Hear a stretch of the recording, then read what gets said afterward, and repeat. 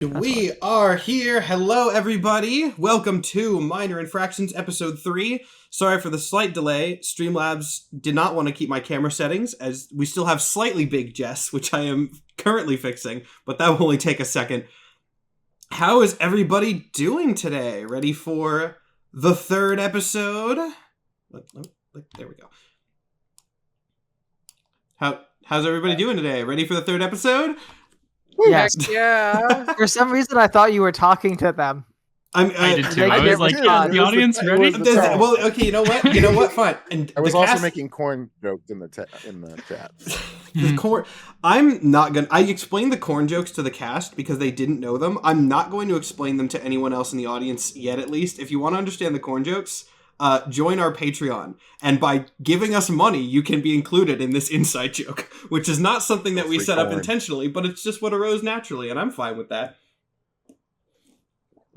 Let's see. It would be hilarious to explain the joke right now, right after Matt said that. Just completely. How fast can I mute Jess? I mean, you are a pirate.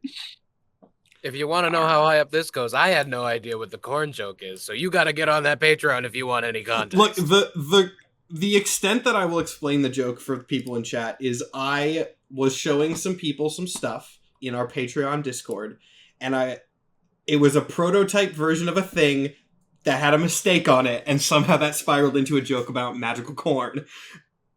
I feel like that's pretty much giving it away. I don't know what you're paying to get now. Just the thing that you posted? Shh, you don't have to. Shh.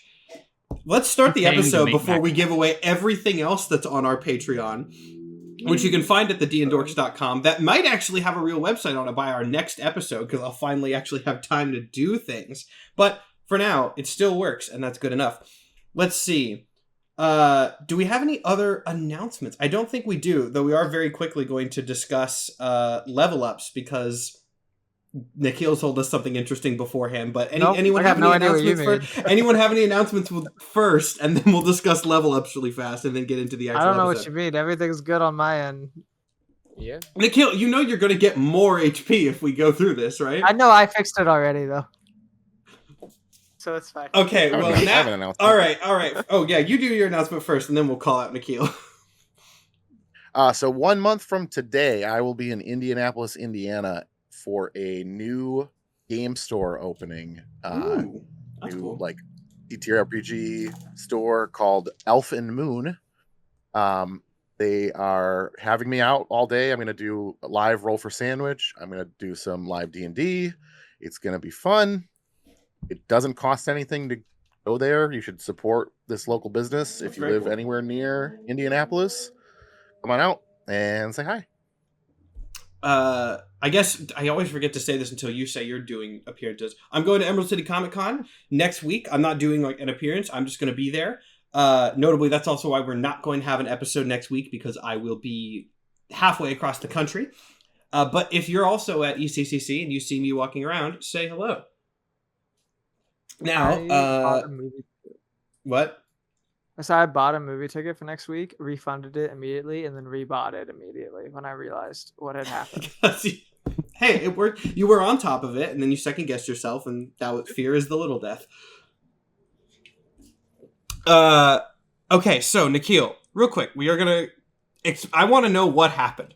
For context for chat, I had everybody level up for today, and Nikhil told us literally, like, 30 seconds before we were going live, like the countdown was on 30 seconds. He was like, I only got 1 hit point from that level up, which is basically impossible in 5e unless you have, I guess, negative constitution. Or maybe like 1. No, because it's near impossible. So, Nikhil, how did you do this, and how did you fix it in 30 seconds? Well, no, because what it is I had it turned to roll for HP, so I don't know why I got 1 more, like in general. I don't know how that happened, but I just had to come and then re-roll, and then I got higher HP.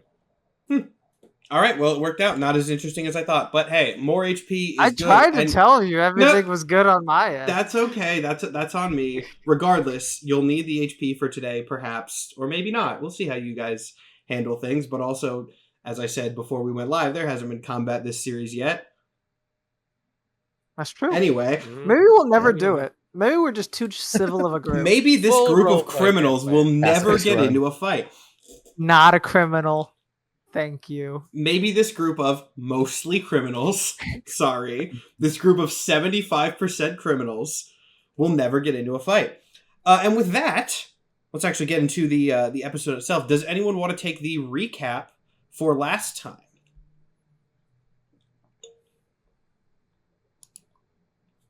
No. I see Jake I'll considering it, start. but... Yeah. I can Mike. start a recap. All right, go for it. If anyone misses anything, that's fine. We'll do it collaboratively. I did say off stream that there may be a part in the middle that is a little muddy. But basically, we started in Dr. Clock's laboratory, consulting him about the talking golden cat that was suddenly in our possession. He told us to go to the cave where Catsby woke up.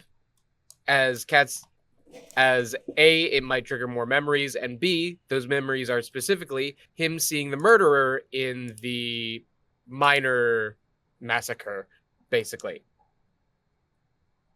Do you have a comment, Jake? I thought this was like... We can do it. No, I'm definitely not getting I'm a just token kidding. for a fight later as you talk, so don't mind me. I just didn't know if I missed anything. But No, I think you're good so we far. went to the cave. We found a basically nook with a bunch of golden statues and some plant life as well. Interesting. Weird jungle cave. And it was a light source that was not recognizable as the sun or as seed light. So that had a mysterious property to it. We also saw an individual there who snuck away into the underbrush, into the bushes. And that individual turned out to be Shepard, who... Oh, there's a lot about Shepard. He Yes. is a very mysterious guy. There was a long period in the middle of the episode where neither of us could understand each other. Mhm. And that was a good chunk of it, was trying to figure out how to talk to each other. Yes, but Shepard was speaking this mysterious language that we could only get another person speaking through Jess's assistant, because this language was English. It was actually... Nikhil made a joke about it being English about 10 minutes joke. That was a guess. before. I knew it was English. And you were right. Congratulations. Oh, man. I watched that on the replay, having like hindsight, and it was so funny watching your face, Matt, trying to like keep it Mhm. together and I was not like... let anything show. Hey. And also, yeah, no, it was good. It was I, know, great. I was about It was to, if it's not noticeable first time and funny in hindsight, awesome. That's exactly what we want. Shepard dwells on the upper surface world, which, would you believe it, is the United States of America. Mm-hmm. He works for an organization called Narthex, which, to our best understanding, is some manner of vigilante group who prevents misuses of resources and power, specifically a magical or interdimensional sort, by many parties, including, in this case, the U.S. government. also in Damn. a church foyer for some reason. Yes, that is also true. Somehow God's involved. There's I can only a assume reason. that God is now I the swear president. there's a really good reason We'll for that find out, name. I I think. love it. It's super clever. Not to toot my own horn, but you'll get there. Iggy was was revealed to be the most knowledgeable about interplanar anything and interdimensional anything, as that is also apparently a You factor. can do magic. I know some Iggy- things. Iggy is a physics expert, and CL know is a about that. grammar expert. That's what we learned last season. And Yeah, Ratch CL's Hatchet is an an expert in asshole about stopping grammar. crime. And I'd say the last important tidbit we found out was through exchanging writings with Shepard. The note that was written to all of us, tipping us off to the massacre of miners, was most likely written by someone who typically writes in English. So probably surface world letters. Correct. I was once really again. doubtful of myself, but I feel like I that was didn't good. miss anything. That was very good. Pretty good. Killed it. That was Yeah, you got all fantastic. of it. Yeah. I can't do these because every time one of y'all does it, I'm like, oh yeah, that did happen. And Yeah, I'm right. always scared Really. because I'm afraid, especially in the mystery one, that I'm going to reveal something that I shouldn't by accident. Mm. Uh, That makes sense. But yes, where we last left off, you guys were in the house of Janine, who is Pine's assistant secretary, singular crime employee, whatever you want to call her. Yo, what is and- up with Janine? Why is she just here? She's Is important. she from America? Secretary of Crime. She's Wait, did important. she send us the notes? Wait, did she send us the notes? Because she speaks Wait, what? English. Oh, I'll let you guys figure that out once we get into the episode. but you would recognize your own assistant. Like, you rolled insight. That's true. And I'm also choosing to trust Janine. So if she stabs me in the back, I will not see it coming. I will Janine's not like a master of English. Janine is fluent in the language that people speak down here. And the reason you could guess that it was Yeah, because maybe she's in like English is third because it didn't generation look... immigrant from America. Yeah, something like that. As best you know so far. But yes, you guys were in Janine's house, using her understanding of English to figure out how to talk to Shepard. At which point Shepard, revealed the whole thing about America and also Catsby maybe being some sort of piece or version or form of a very dangerous super weapon. And you said all of this, importantly, in the presence of a drone controlled by Dr. Clock, who then at the end of the That episode... we blew up. Yes, ran away. Shepard sniped it with his And that we cool don't wizard know if staff it's- gun. We'll find out. And then you guys were gonna go after that to find Clock to What deal What's with the so funny about ramifications of that- that. to keep derailing this? What's so funny about that too that I didn't realize until after we stopped playing is that Jess told me that I had that on me and that I should leave from doing incriminating things earlier, and I said nah. No, I was And sitting there. It never came back up. Just until the knowing. very end. I was like, I think I said this either after the episode or in the after show, but I was like, I know you guys are either going to realize that you have it or not realize that you have it, and either way, it's going to be funny. So I'm fine. I'm fine with how this plays out. And it turned out to play out in a very interesting way. So, the last thing we said was you guys were Not for leaving. Shepard. Leaving the house. And with that, we will toss it over to you. Begin the episode.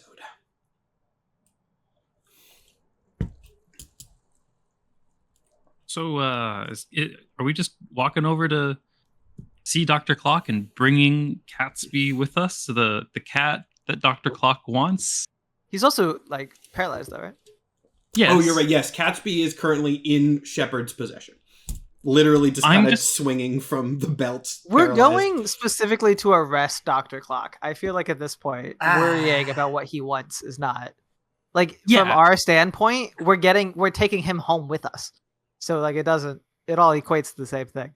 That's true. It just feels irresponsible to leave the cat paralyzed and helpless while he will be specifically in danger. Personally, I agree That with the feels kobold. We could like a crime. let me go. That would be advantageous for everybody, I think, especially me. Catsby I says thought about we had- dangling.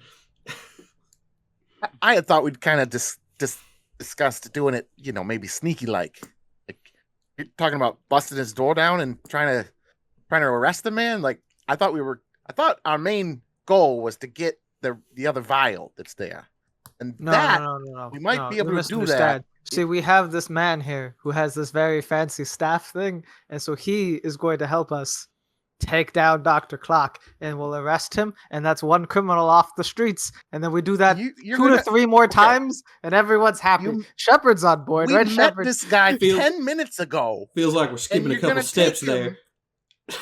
You're gonna take him to the front doorstep of one of the scariest people in the city. Did you see his big staff thing?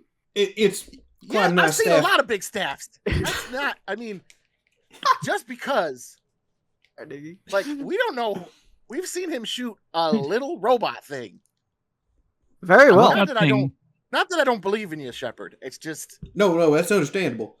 it doesn't seem like a good idea to just, go in there all staffs ablazing. Also noting the little robot thing, Dr. Clock most certainly knows A, all of the information we have just learned, and B, that we are most likely going to Dr. Clock because he knows all of the information we have just learned. Better reason to not do that. No, because Dr. Clock is a thinking man, wouldn't you believe it? So he'll probably have a trap planned. Sounds like That's a He's Oh, going to with- come for us anyway. He knows we know information. At this point, conflict is unavoidable. Might as well go in, staffs ablazing, like that guy said. conflict is He's unavoidable. right. Might as well Dr. do it on his home turf. Dr. Clock can think and plan as much as he wants, but no plan holds up to getting punched in the face. Also, Punch how are him you in going the to face. plan for weird man from above existence? That's a hard thing to plan for. He's I want everybody to roll a perception check really quick. And try to stab him in the back. Just gonna cut. Give me perception checks. All Shepard as well. I That's guess not one. That's a 23. That's a note. Nine trips and falls. Yeah, I saw nothing. That's a that one. I rolled a nat 1 on my custom dice, which is a ketchup bottle. Damn. How many food-based sets of dice do you have? I mean, I guess it makes these are a lot of these sense. are my actual dice Yeah. for my channel that I sell on my store. Oh, I didn't know but yeah. you did that. That's actually very cool. Yeah, I I need to have get my a set own of dice those. Okay, so Yes, the one is a ketchup. I heard two nat I- ones, a 23. What did you get, Mike? I got an 18. An 18 is pretty good. I'll roll for Shepard. Got 10. He's out of his element. That makes sense. So, Ratch and CL fought, well, not too far. Maybe like a couple sort of stories above you in height. You see a little blinking red light that seems to be some kind of mechanical device hovering above. Like in the air? Yeah. Ooh. Is there air? There's, Yes, there's air. there's, Okay. yeah, you're underground. It's not like... No, I'm just saying, like, is it in rock above us, or is it in the air? This is a very large cavern. I say it's hovering in the air above you. Yeah. Okay. So we're bickering, and then just immediately like, do you see? It's that? a red light? Yeah, it's a small blinking red light. It looks like a small thing that's too far up above you to, you can do a... You got a 23. A 23 is enough. Oh, okay. It seems from it, it's small at a distance. It seems to be a similar type of device to the eye that you shot. Not the This is same one. What but I a thought you similar were one. going to say, Yeah. and so I'm sorry to everyone else, but I'm going to shoot it. Make me an So attack CL roll. says, "Do you see that?" And then instantly, 16 to hit. A 16 to hit. Yeah, 16 will do. Roll damage for me on this one. This one, it's far God. enough away. That is 6 damage. These are not powerful pistols. Okay, 6 damage.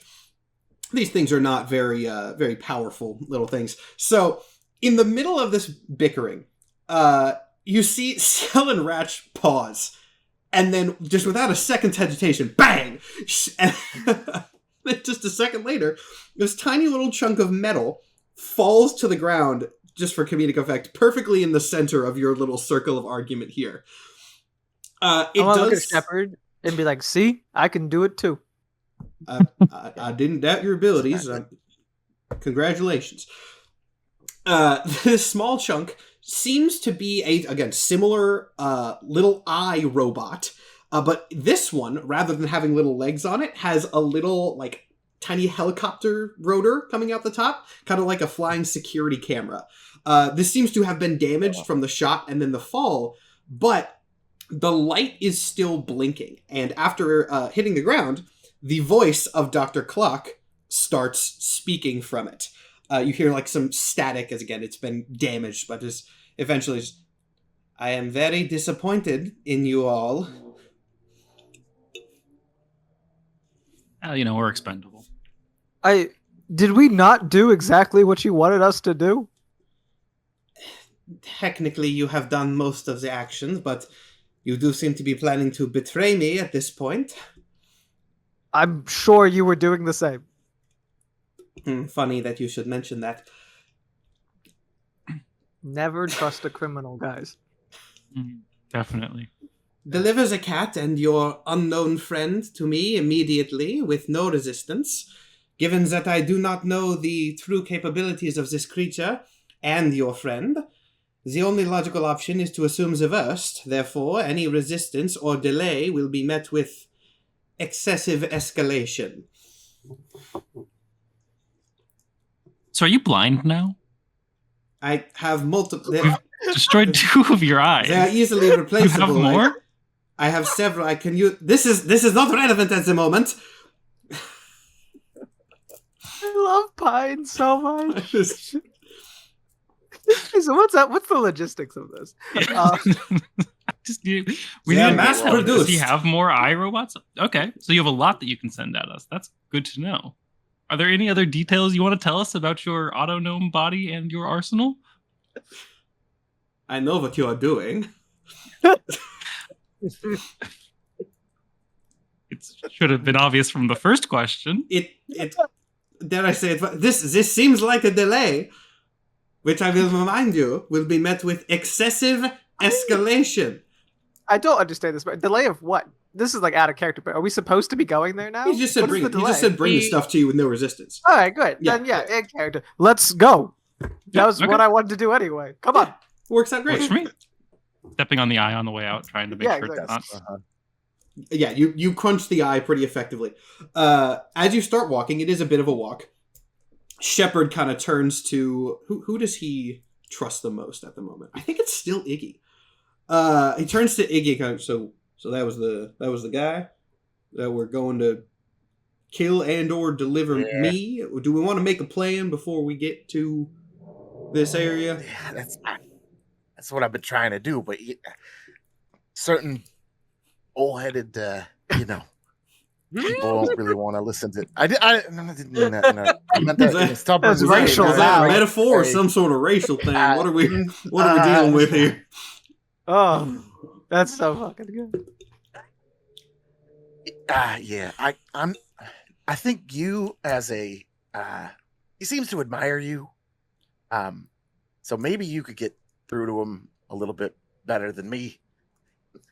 Basically, he just thinks I'm a criminal and won't give me the time of day. So Seems like pretty much He seems to everybody down think here is a you're criminal pretty from what impressive. I've seen so far. not according to him. I suppose that's good to know.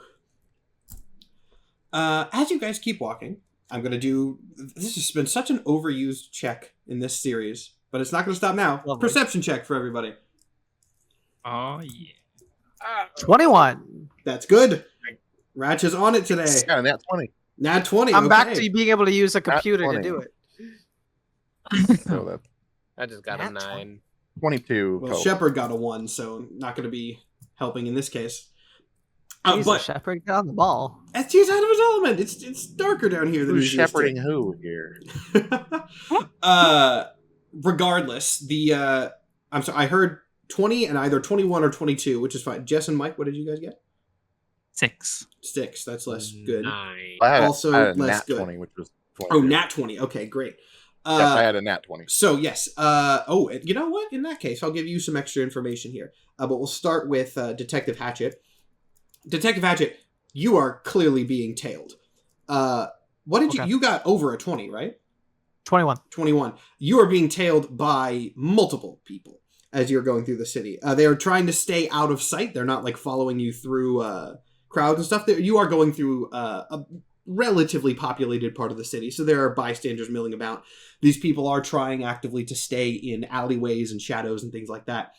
Iggy, for your nat 20, you can tell that these guys, you recognize a couple of them from Elgon's branch of the gang. Had a feeling. Mm-hmm. Elgon's Oh. boys. Elgon's boys. Get them to join us. So, as we're walking, I want to I don't want to turn around or make any kind of physical representation that I saw anything. Mhm. But I just want to say, while still looking straight ahead to everybody, guys, we have some ghosts. We have Multiple tailing us. multiple. Shepard ghosts, turns to you and and, goes, they're Elgon's Look, guys. I don't know what kind of thing we're dealing with down here. It seems very fantasy. Do you mean that literally? Like, are there actual ghosts, or is that a metaphorical term? No, we're being tailed. Oh, thank Being God. tailed by thugs. Okay, that's easier He's to deal with. Department of Magic, isn't he? I don't like ghosts, okay? Shut up. No, I respect that. Hauntings are terrible. I'm afraid of no ghosts. Shepard gives you a side eye and then just shakes his head like, no, there's no way.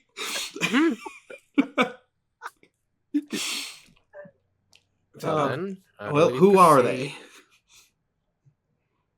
Mercenaries, most likely affiliated with Dr. Clock in this instance. Technically, they were sent by Elgon, who is a separate crime lord, but they're essentially tied in. You know how crime lord situations work, I'm sure. Yes, Complicated. crime lords famously get along well together and help each other at every need. This could be our opportunity to make them not help each other. Remember, Elgon's boys died. One of Elgon's boys died on Dr. Clock's mission. All we have to do is True. throw suspicion.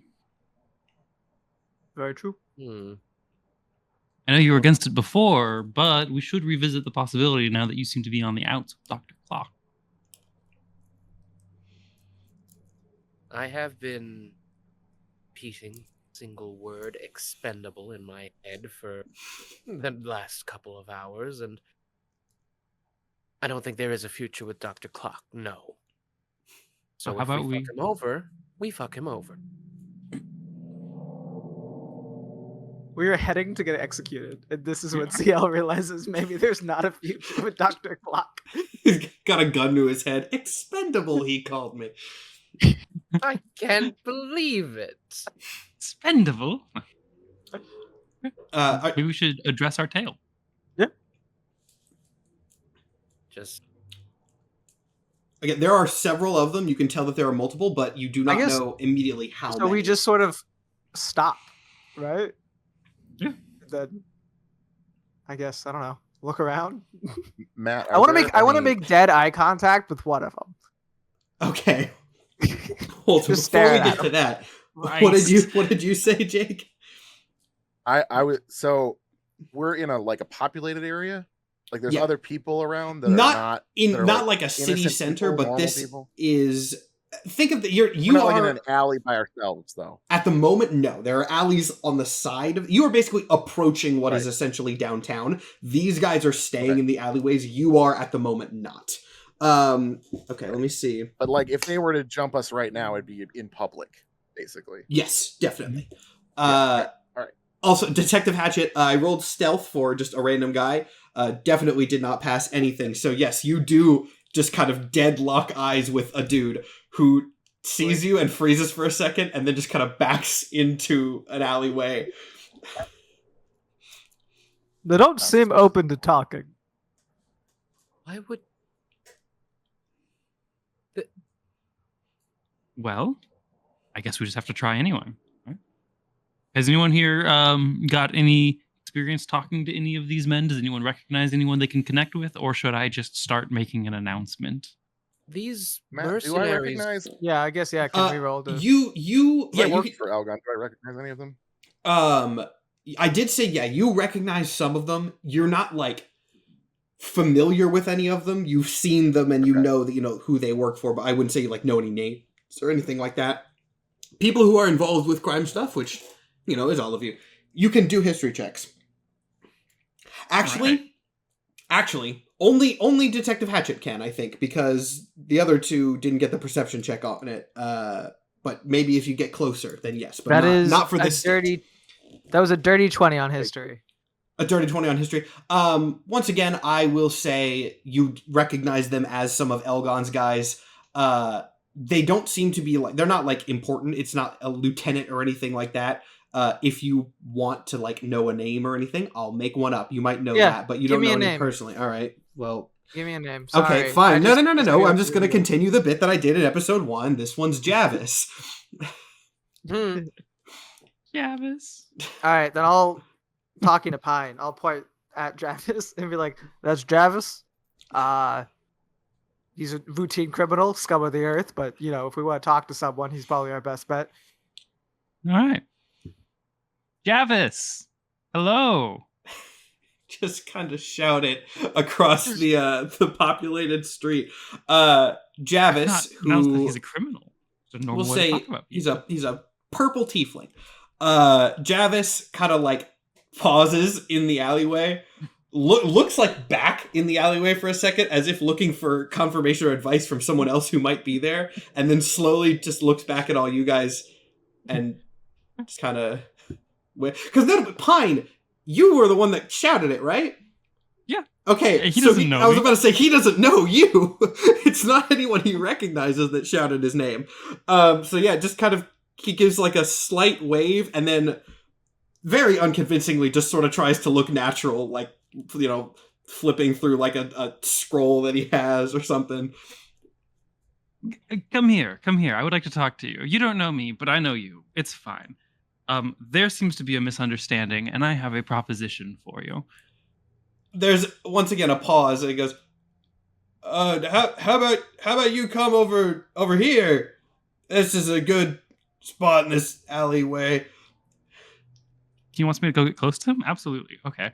Oh, Pine. Oh my god. Like, alright. Oh, Pine. Sounds like Okay. a great plan. Can I put my hand on her shoulder to try and stop this from happening?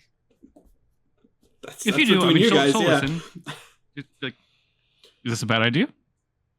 Yeah, I wouldn't go in the alley. Yeah, typically don't Okay. follow Let's criminals just in keep alleyways. public eyes on us. That's fair. And she's We going to could look back. all- Oh, good. We could all go over there. That's true. Better to do things in a horde than alone. Less I just- suspicious. This It's is a bigger. unlikely. We're in a bigger horde currently in public here. This is Well, not a it's only gonna horde. be This is a smaller group if of we go in friends the sitting alley. around. If we move, it's a horde. You know, they clearly don't want to be noticed. If we just make a bigger scene until he comes out of the alleyway, that will work too. Or we go into the alleyway, corner the man, intimidate information out of him, and we'll see if they want to make a scene of it. Worst case He clearly scenario, has backup. Yeah. he Yeah, has I'm not. backup. What I'm not sure who's in the alley. I feel like it's many more people. He did like look back at somebody or something else when he was first called. So it does not seem like he is alone. I'm pretty sure I can get him to come over here. I'm pretty sure I can be loud enough and make enough of a scene to get him to come over here. Okay, I'll make a Um, scene. Go ahead. Going to look back at Javis. 5 men are dead. I really think we need to talk. We're just yelling There- across there's- like commons. A brief, like, 5 men are dead. all chatter in this downtown nearby Worse. street just like stops for a second as everyone kind of looks over Scratch. at this kobold who just shouted this across the street. Pine's like an old woman too, right? Yeah. Yeah, for a kobold, she's For a like kobold. 30, which is pretty old for kobolds who usually, I die love around that. like 12 years old. I love an old woman kobold. Just like, hey, people are dead. That's Get over here, Sonny. maybe the wildest catchphrase I've ever seen from any player in any of my D&D campaigns, but I think it does qualify at this point. Yeah, so everyone freezes. The civilians, the gang members, I assume at least 1 or 2 other members of the party. And after a second, though you don't see anywhere else in the alley, you do see Javis kind of like stumble out as if he was probably kicked by someone standing behind him in the alleyway, at which point he walks over to you, kind of goes, that sounds very concerning and like something that would distress the public that we should talk about in private in that alleyway over there. Oh, we can just speak in hushed voices right here. Good. Oh, good. What did you have to say, citizen Are you Kobold? aware that one of those 5 people is one of your men? One of part of your gang? There were I- 4 other people, and then there's one of your people. I don't know what you're talking about, a gang. I am a legitimate employee of Lionheart Solutions. Sorry, my apologies. I want to flash Grustin's badge. I forgot you took that that. I have. I forgot. I have Right. Grustin's badge because I found it, and he will know You're a that that's genius. not a good thing And that I have Grustin's badge. At the very, presumably, at least his adopted brother. So yeah. So you flash the badge up. If you don't understand that reference, by the way, audience, it's not something you missed. It's just a bit. But yeah, you flash the badge of somebody else important in this gang. And you do see, like, recognition immediately dawn in this guy's eyes.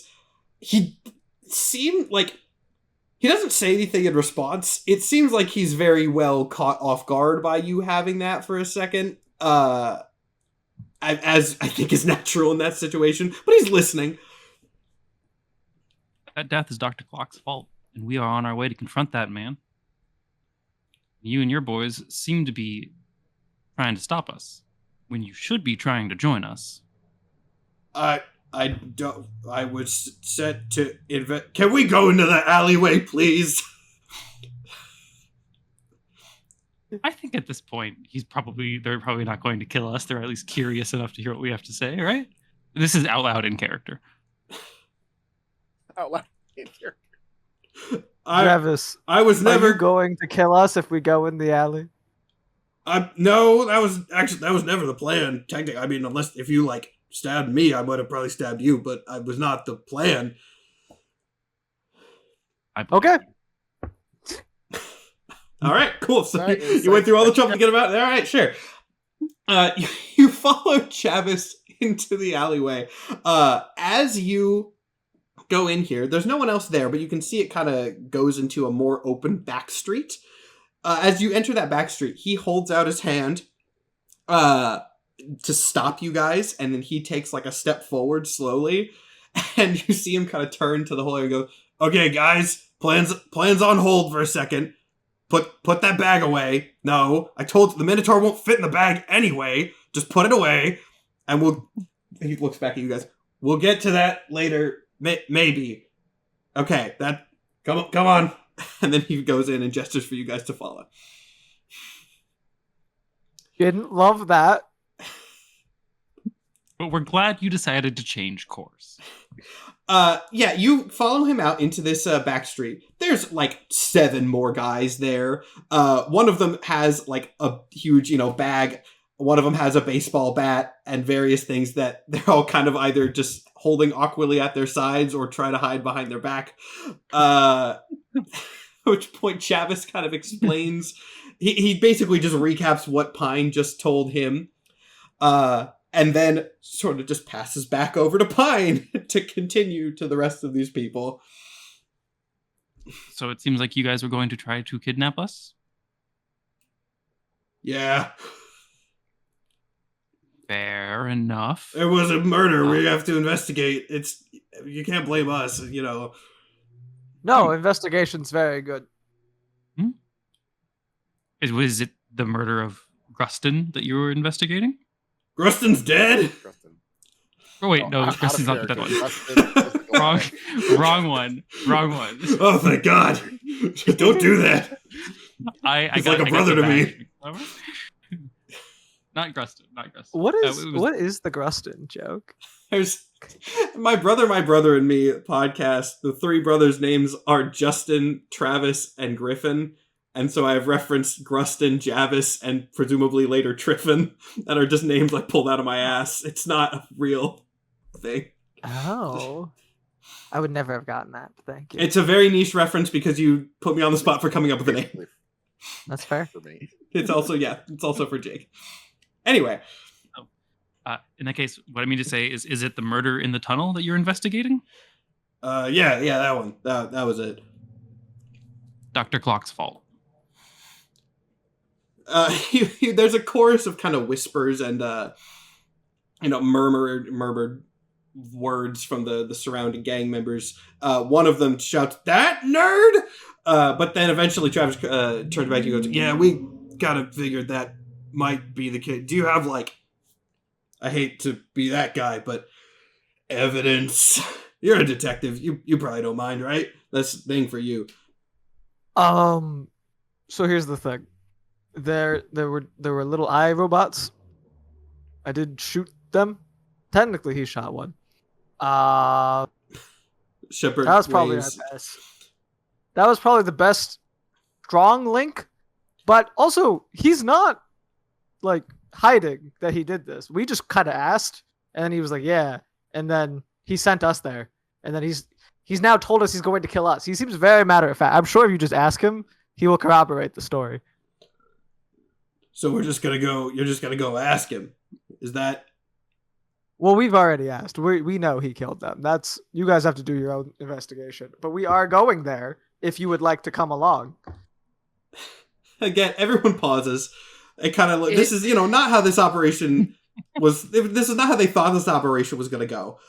But Travis kind of holds up a hand and goes, "Hang on, let me talk to everybody for a second." And then they go and like huddle at the other side of the back street.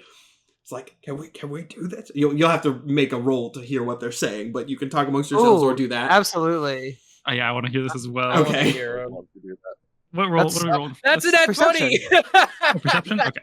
I assume, right? CL I got has snuck 22. his way into the huddle with a nat 20. NPCs talking to each other. NPCs talking to each other. Okay, great. My favorite thing. With the nat 20, Mine you too. can hear perfectly, so I can't do any sort of, like, you get fractured words or anything like that. Can we say that CL does? These aren't intelligent people. Can No, we you- say CL does infiltrate the huddle? Yeah, when I said that, I wasn't kidding. If you got a nat 20, you 100% can just be like, all right, guys, what's the plan? Yeah, I mean, you've probably done work for this. You've done work for this gang before, so it's not even Hello, like that. fellow Elgon's men. Hello, What are fellow we crime talking about boys. today? One of them was like, I mean, let's just use the same voice for all of them. It's great. I was like, I mean, if Elgon, if it is Clock, and we take him out, Elgon will probably be pretty happy with us, right? That'll get us a promotion if we, take out one of his other guys. But if it's not Clock, and then we kill Dr. Clock, then Elgon's gonna be probably pretty pissed because that's gonna make everybody mad. And the third goes, what if Dr. Clock kills us because he's, crazy and he kills a bunch of people and also he's like a robot and that's kind of scary.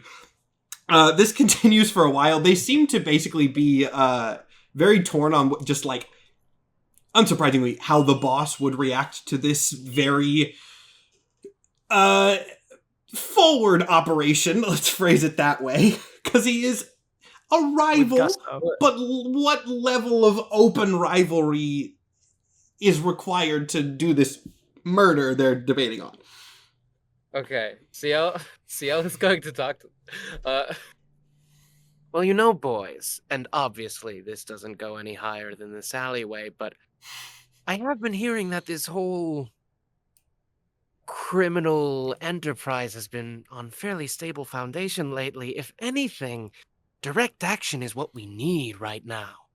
After all, it's in these moments of shifts that us boys get to potentially rise the ranks in whatever new status quo comes out. If we can take out Dr. Claw and ensure that Elgon comes out on top of this, or worse, if Elgon does come out on top and finds out we had this opportunity to help him and we passed it up.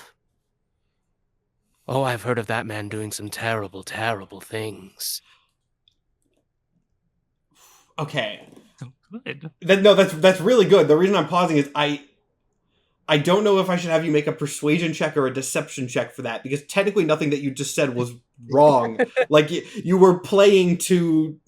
Like, you're trying to convince them to do something sort of duplicitously, but everything that you did just say was legitimate enough, so give me a persuasion check, I guess.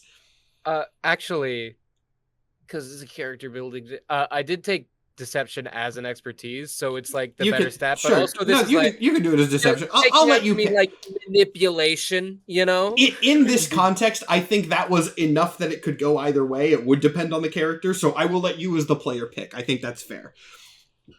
Oh, shut up. Sorry, that was not at you. That was at my diabetes machine. That was... Well, that was a 4 on the die, but that does become a 12. That's actually pretty good. I'll do some rolls for these guys. They're not the brightest of dudes. How many?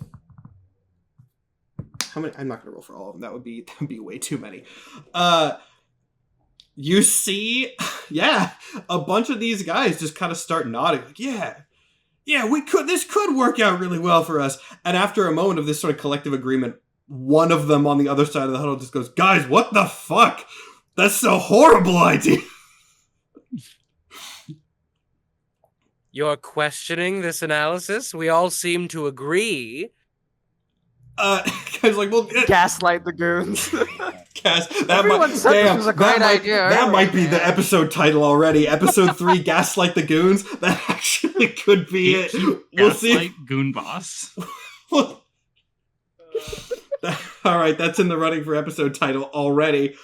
I may have Goonbossed a little too close to the sun.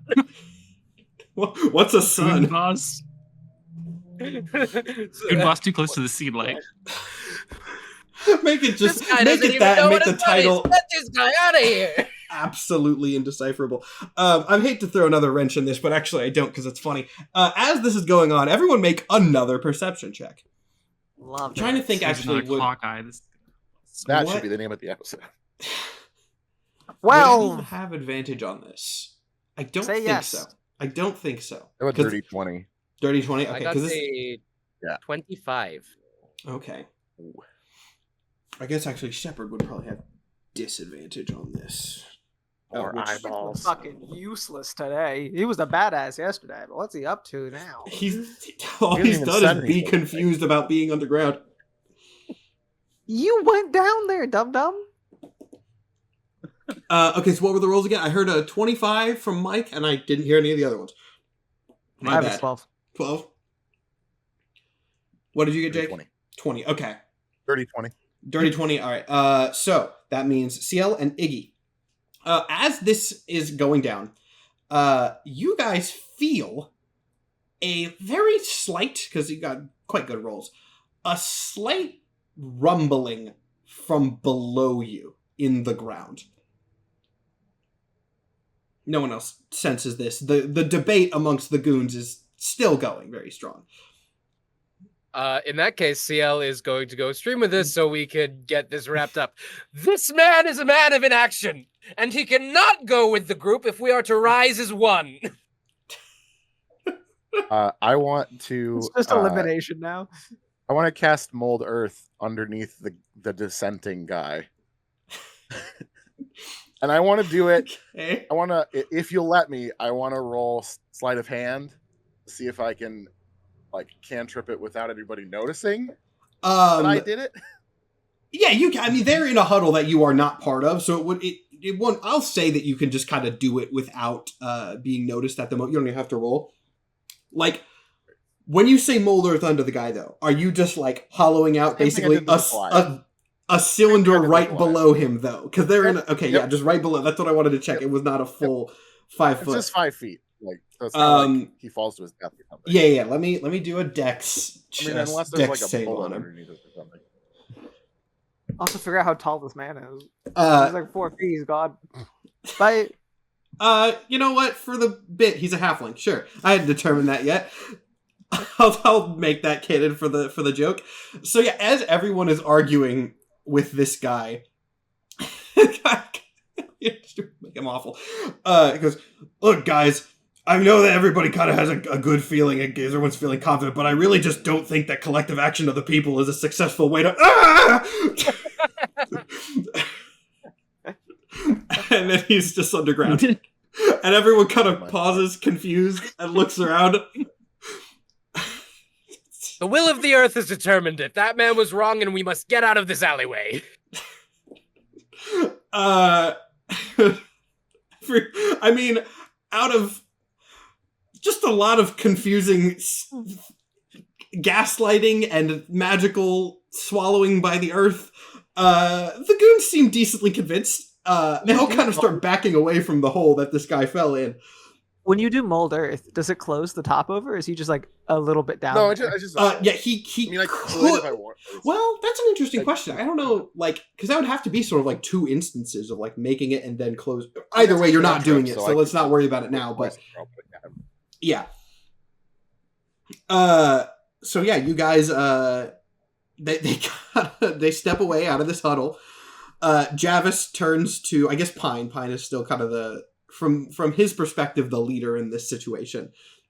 And he goes, "All right, fine, but we're gonna take point on this one because we're more experienced than you in these kind of matters." You are more than welcome to walk in first. Well, we're not And just Pine's walking. gonna turn We're not and just keep- walking in the front door, right? That doesn't seem like That a is good... exactly the plan. Yes, the clock's expecting us, so it shouldn't be a hassle. Everyone pauses again at you saying that clock is expecting you. There's a 3-second pause of silence, and then Jeff goes, "Okay, hold on. Did you just say he's expecting you?" But he's not expecting you. Yeah, you're kind of the ace in the hole here, so... What if we did separate into 2 groups? We go in through the front door, and you infiltrate some other way and catch him off guard. I mean, I guess, do you know if there's like a back door or anything?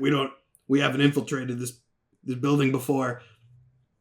Could I? Certainly, they're somewhat familiar with Clock's lair. Yeah, could I actually make a history check to see if DL would have? Yeah. Yeah.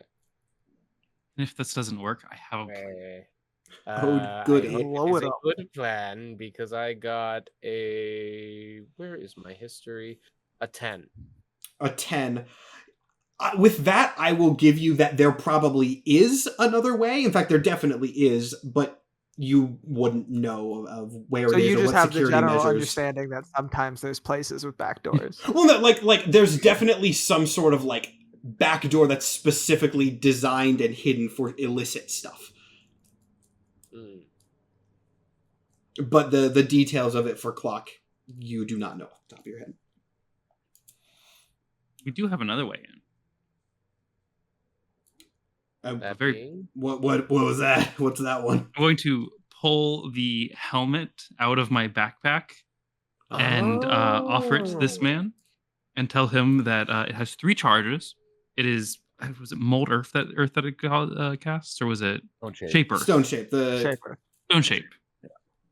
It can cast Stone Shape 3 times. It should get you through any wall. Do you say that? It can cast Stone Shape 3 times?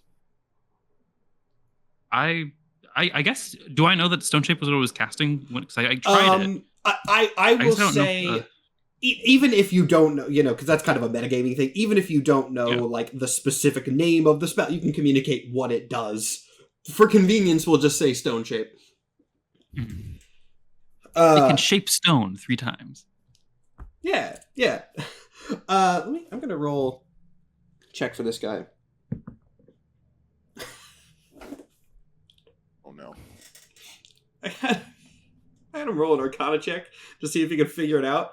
And he did get a nat 1 on it. So you see him kind of take the helmet and just start sort of poking at it, at which point it activates right under his feet, causing him to plummet into a big 5-foot hole, expending one of the charges. It goes, oh! I mean, you I get, okay. Ice in the hole. I get, oh, so it's, okay. Right. So they're well prepared. I would like to reiterate what Jake just said, because I'm afraid no one heard that. Did you say that he's our ace in the hole? Good. What a good joke. Okay, we can move on. I'm sorry. I just needed that to get attention. What a good perfect joke. Fun. Javis and presumably 1 or 2 other goons that fell in the hole behind him kind of clamber out. He's like, all right. He sort of jams it on his head over his horns because he is a tiefling. Everyone make me a perception check again. Love to do it. To do a bunch of rolls. Oh, that's a nat 1. It's a 15. That is another 12. What did you get, Jake? I didn't hear. 15.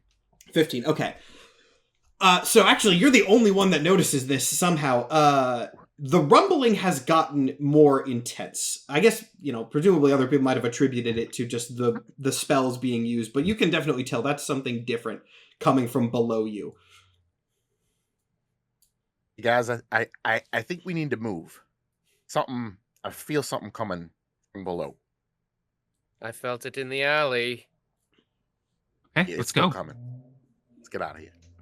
All right, so you guys start heading towards Dr. Clock's lair. Let's see, how exactly do I want to do this? Okay, you know what? I'm just going to give you guys a choice here. Just going to present your options. Iggy, you can definitely feel whatever this is something coming from underground, and it is approaching fairly quickly. when you are going to Dr. Clock's lair, are you going inconspicuously and letting this thing maybe catch up to you, or are you trying to get there fast and thus possibly attracting more attention as you go? You can discuss this with the other people, but you do have to make a decision kind of fast, because that will affect how this plays out. I am walking erratically as to not make any sort of discernible rhythm or pattern. like the sandworms in Dune. Okay, yeah. Sure, yeah. I mean, I would say that I would typically do things as stealthily as I can. I tell you this because you're the only one that notices it. Again, you will have to communicate your plan to the rest of the group, but you're the starting person of this. Everyone sandwalk now. Has everyone seen Dune? We need to proceed to Dr. Clock's as clandestinely as we can. Because I'm afraid whatever it is down there, I mean, it's generally not good things that tunnel like that. And, some of them like to eat things like us. We need to not draw whatever. Real quick aside, is that true? Are there monsters that eat things in this? There cavern? are, you know what? Give me a nature check. Isn't my patron one of those things? Anyone who wants to... Okay. I want to know if this is a real... I got a nat 1, so I guess he probably knows more than you do. CL also wanted to check if that was anyone who wants a to check reasonable concern. And that was an 18. An 18. There are not sandworms. There are things that, there are dangerous creatures that can, tunnel through the earth. But normally they don't get this close to the city. Like, the heavy vibrations from the city often deter them. However, since Iggy did get a nat 20 on the nature check, you have not felt this exact sort of pattern of vibration before, but you felt something similar. This does not seem to be a creature. This seems to be something artificial, perhaps some sort of mining tool. Clock's gonna show up in a fucking Earth submarine. Oh Jesus. Yeah. Underminer. Dr. Robotnik. The Underminer. I am always beneath you, but nothing is beneath me. All right, continue. Is the Underminer supposed to be Mole Man? Yeah. Is that confirmed? Well, I mean, the Incredibles are the Fantastic Four. We'll discuss that in the after show if we want. But that's what I was thinking. Yeah. There's no, because Frozone's Silver Surfer, so there's no way. Anyway. So I guess it seems like now that I am paying closer attention, it seems artificial, which we're about to go try to fight artificial gnome guy. I have a feeling that he may be coming to us. So I'm ideas. You do, just for note, you do still have at least a couple of blocks to go before you get to this place, just so that you guys have an understanding of the distance.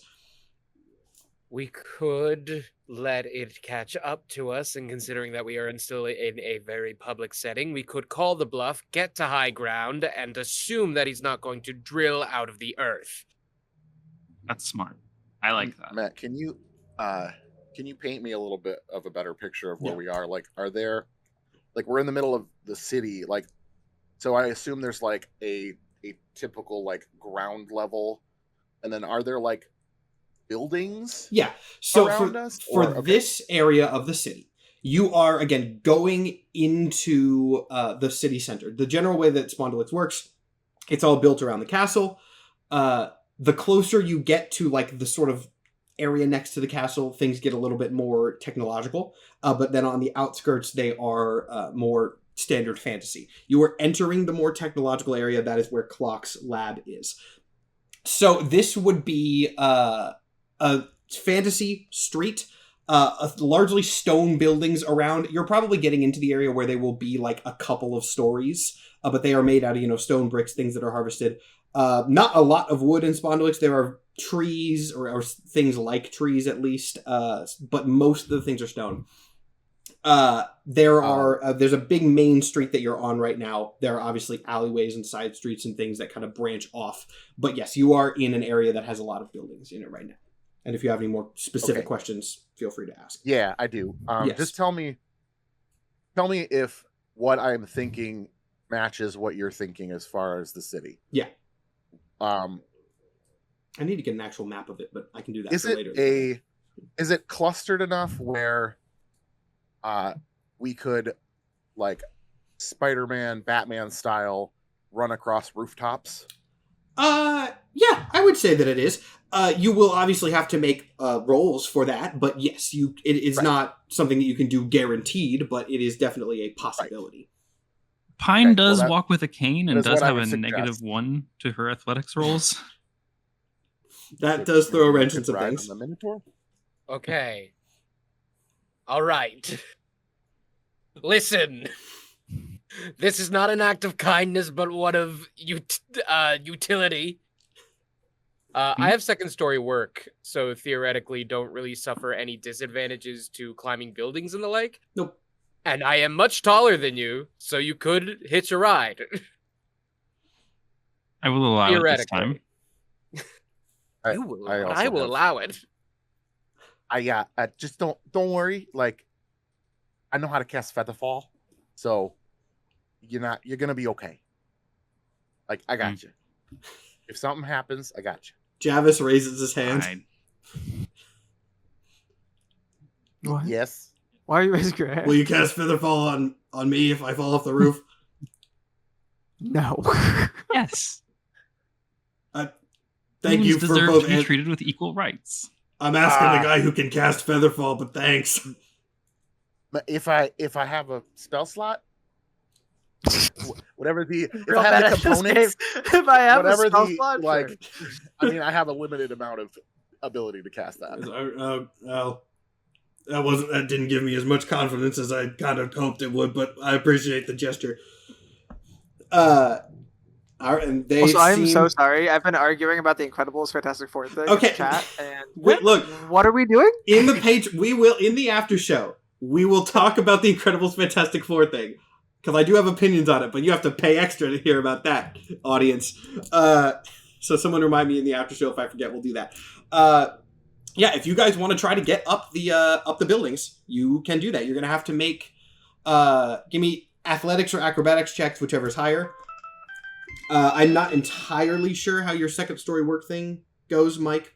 So maybe remind me the specifics of that, but it really just says climbing no longer costs you extra movement, and when you make a running jump, the distance you cover increases by +3 feet.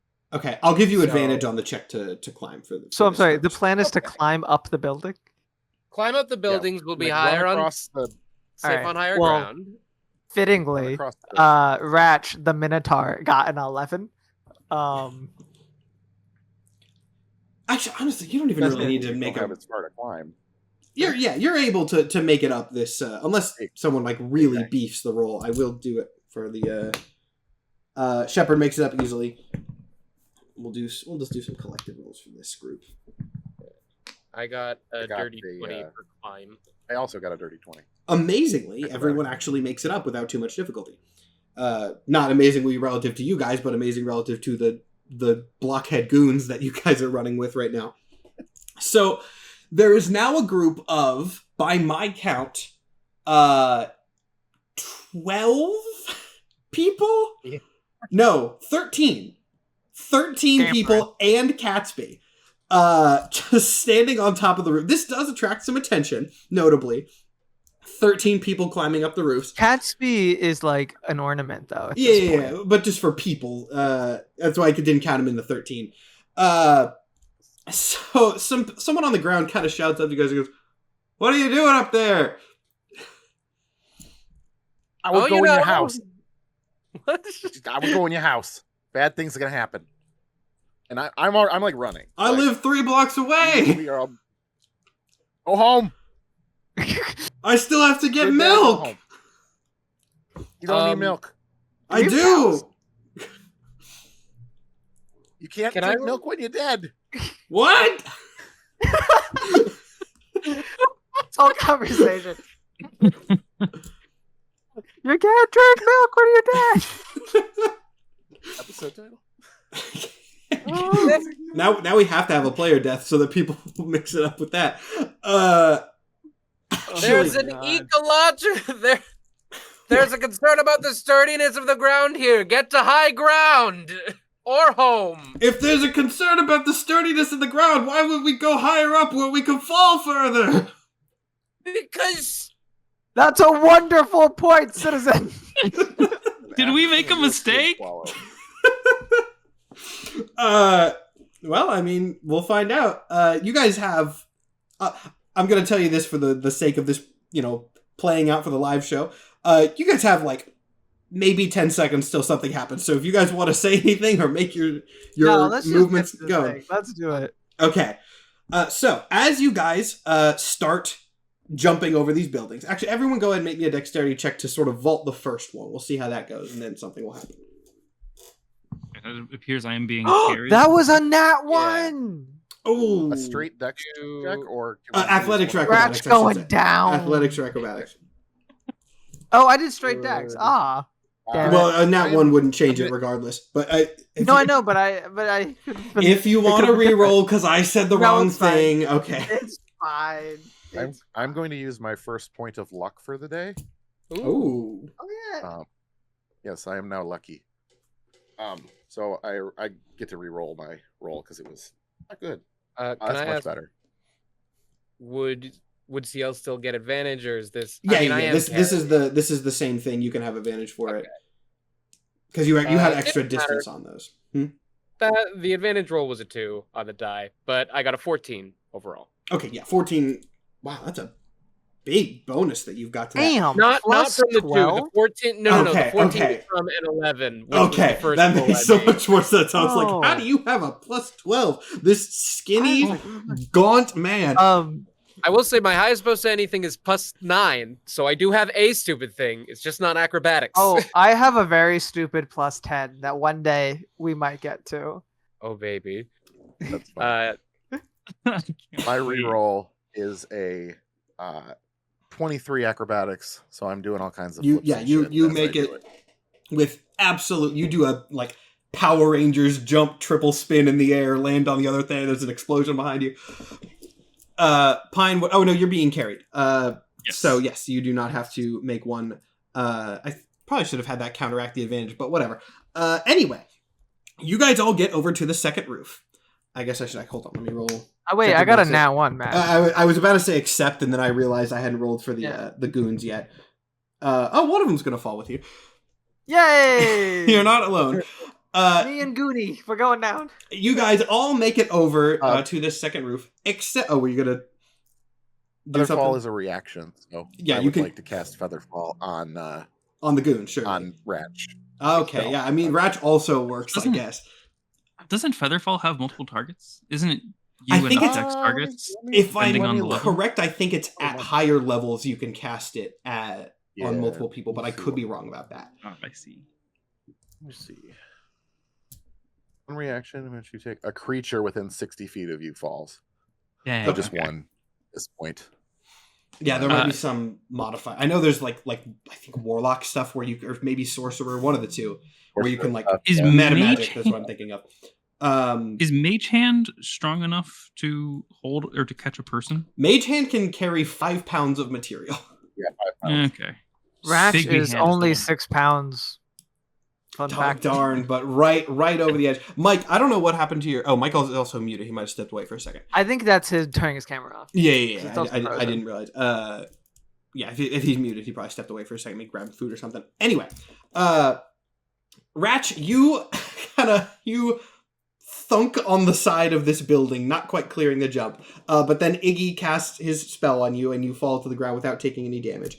The goon Hey! is not as it is not Javis. Splats. But no, the goon, he's resilient. He's a big, tough guy. Oh, Jess. Oh, we are losing people. No. Oh, Jess's camera just cut out for a second. I was Jess for a second. Anyway, What the just happened goon to falls Mike? down, takes a little bit of damage.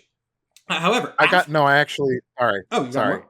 Chat pointed out that I can choose up to 5 falling creatures. So Oh, I okay. do get the goon as well. Oh, in that case, Oh no, you should have let him splat. reputation with That would've been so Elgon's gang slightly increased. I thought so. The more guys we have as fodder for Dr. Clock, the better I think we're going to be in that. What a beautiful transition to what happens next. As you guys are jumping over, you see descending from the sky, not up from the ground, from the sky. Well, ceiling, you get it.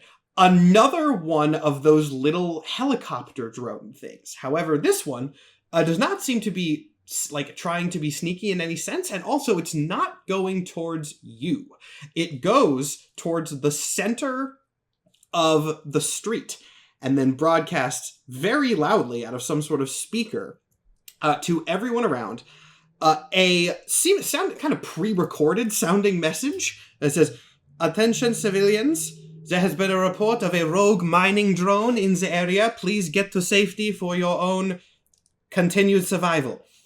And then this kind of just keeps broadcasting with a loud sort of klaxon noise as people start to panic and scatter everywhere. Right. Well, you gotta tell us what Milk Boy is doing now. Milk Boy shoots a glance at Iggy, and he kind of goes, "All right." He gives you a thumbs up. And then shouts like, "I'll get the milk tomorrow!" And then sprints away. Thank God the saga of Milk Boy has concluded. Who said it's concluded? This is episode 3. I can do whatever I want.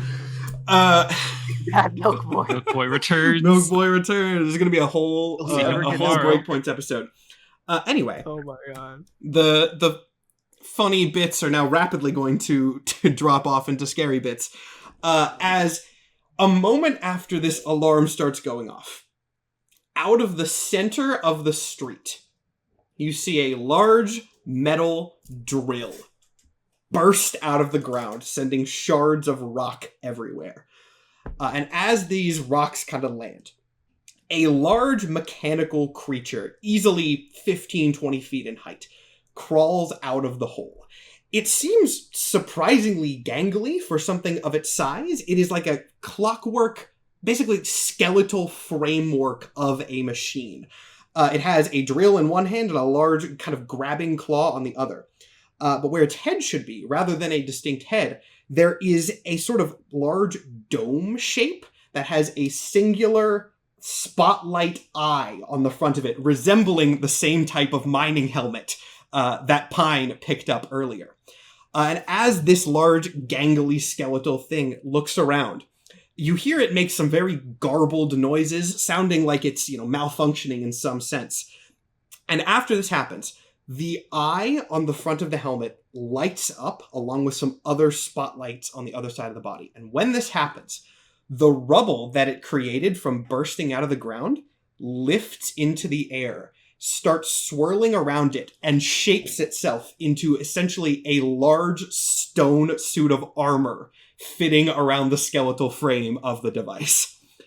And then after this for a second, it looks around more, and then the helmet snaps up with its spotlight directly on you guys. For the sake of just a plan here, everybody roll initiative for me. That makes sense. That's not great. My My initiative's 10. Let me get this ready to write I think down. you're going first. I got a 12.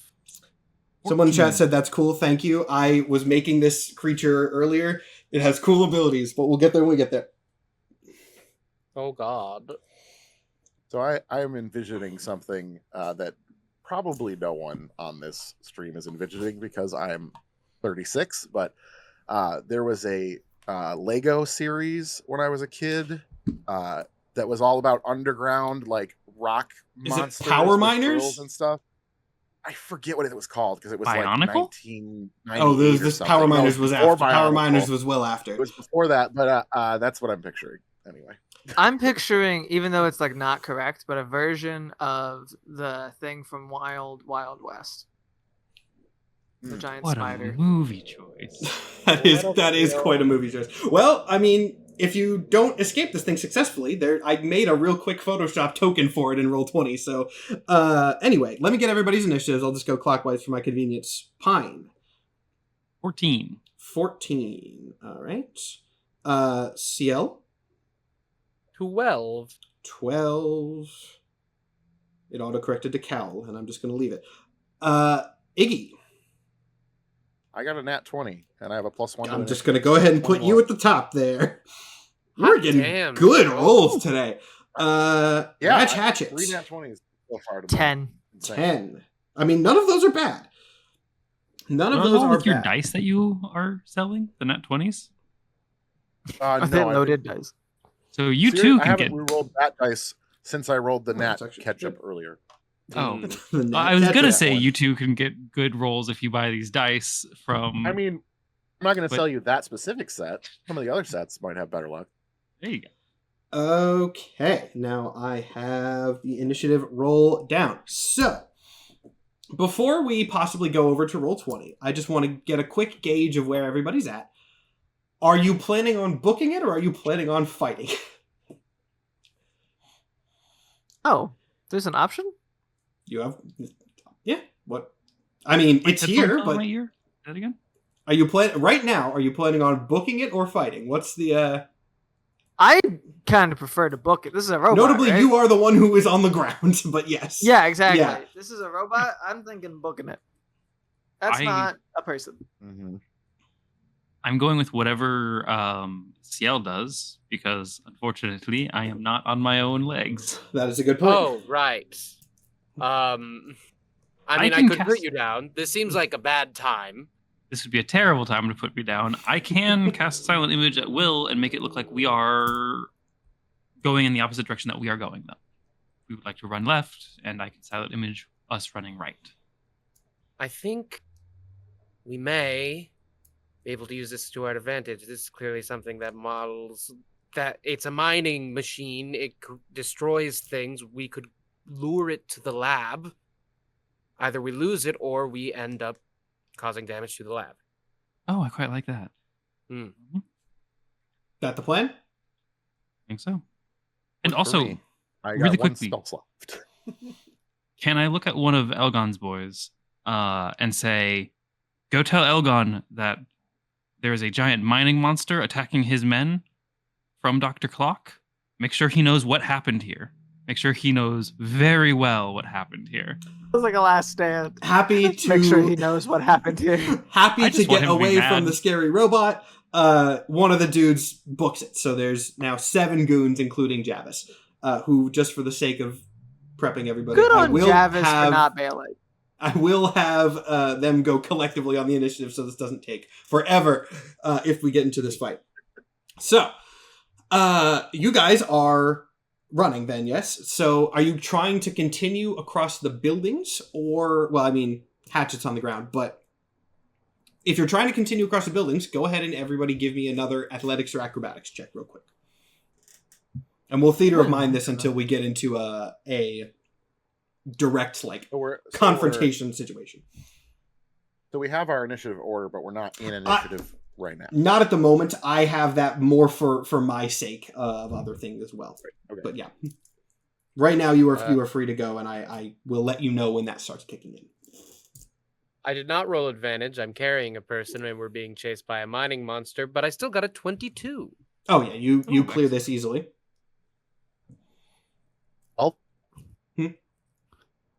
12. 12. Okay. Yeah, you were able to clear it as well. Pine does not have to. Let me roll for the goons. Oh, a couple more goons do fall in the panic as they start going faster and less. Come join less me on the carefully. ground. That's a great question. Hatchet, what are you doing on the ground? Are you still just booking it?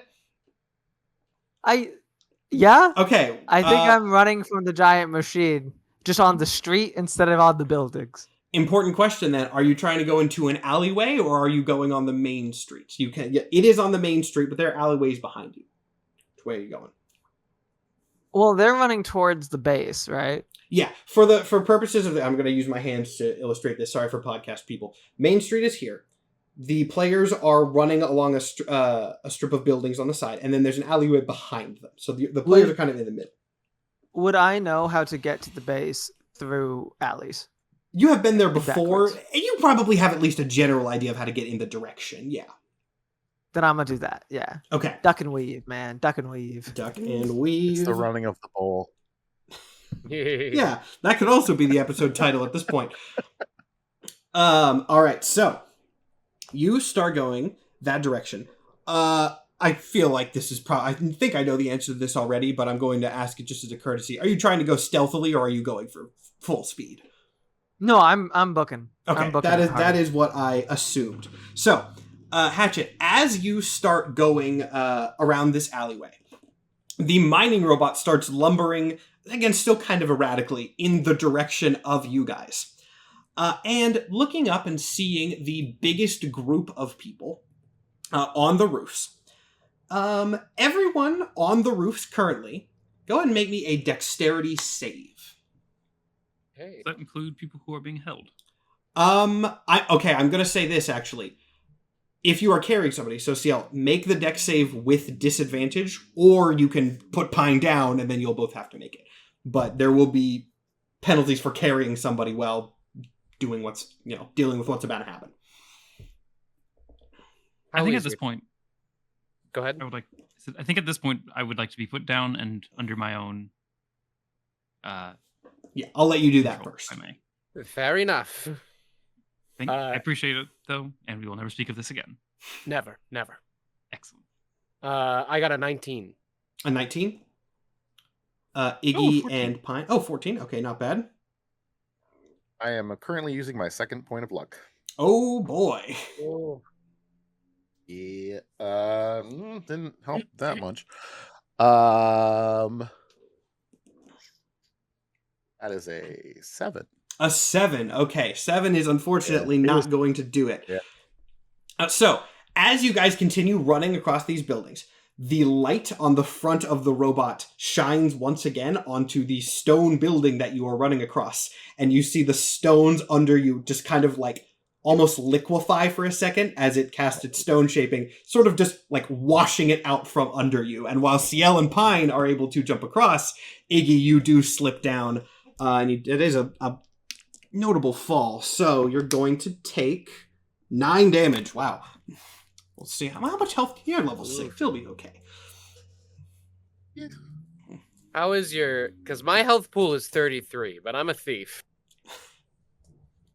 He's a fighter, so it should be half decent, I would hope. Oh, Yeah, okay. it's okay. It's not too bad. Okay. That was a lot of a high damage roll too. So you are on the ground now, and this thing is going to... Do I want to just switch us to roll 20 at this point? There are enough people on the ground. You know what? I think I actually am going to have a switch to roll 20 at this point. So, given that we are also an hour and a half in, I will also say let's go ahead and take our quick break now, just so I can make sure that our battle setup is correct. And then we will be back in a couple seconds for the first combat of minor infraction. So don't go anywhere. We will return And in just a against moment. a robot, not a clock man. It's one of Clockman's robots. It counts. And I want to kill Unless it's a clock mech. man. It could be. You technically... I mean, it's a robot in a mech suit that it made out of rocks. Have you never played maybe one of there's these a games? smaller gnome inside need- of it. We need to defeat the mid-stage boss before we get to Clockman. Well, like clock is And- not the big bad. It's episode It's 3. like a Mega Man boss. Exactly. We gotta kill the robot master, but first there's a mid boss, and And then we we'll go will- after Dr. Turtle Wily. We will see the mid-boss in just a second. Don't go anywhere. Okay, let me get us the... Oh, that's the wrong... There we go. That's the player angle. Now, this is, of course, the fight screen from last time, but everyone should be able to see this. And now I will take us to the place where we will be fighting this time. Now, I did say that this is more of a city street. This is like a courtyard map, but it kind of fit the vibe, so I'm going to go with it. You guys do have your little tokens right here. You should all already have control of them. I think I gave those properly, so you can move those to where you guys would be on the map. Where approximately would be the This is lab? beautiful. Yes, the credit to who did I find this map? For some reason, it's not. Hang on. The map is not scrolling like I want it to. Why is that happening? Can someone ping again? I saw somebody ping a second ago. That is so weird. It's do I have 2 Roll20 instances up? That's probably why. I figured it out. We're good. Never mind. I know what I'm doing. How are people pinging? No. That was a thing on my end. The buildings here on the left, this will be the street that you guys are running around. This back area here will be the alleyway, and then this area here will be the main street. So you guys will be on the left side here.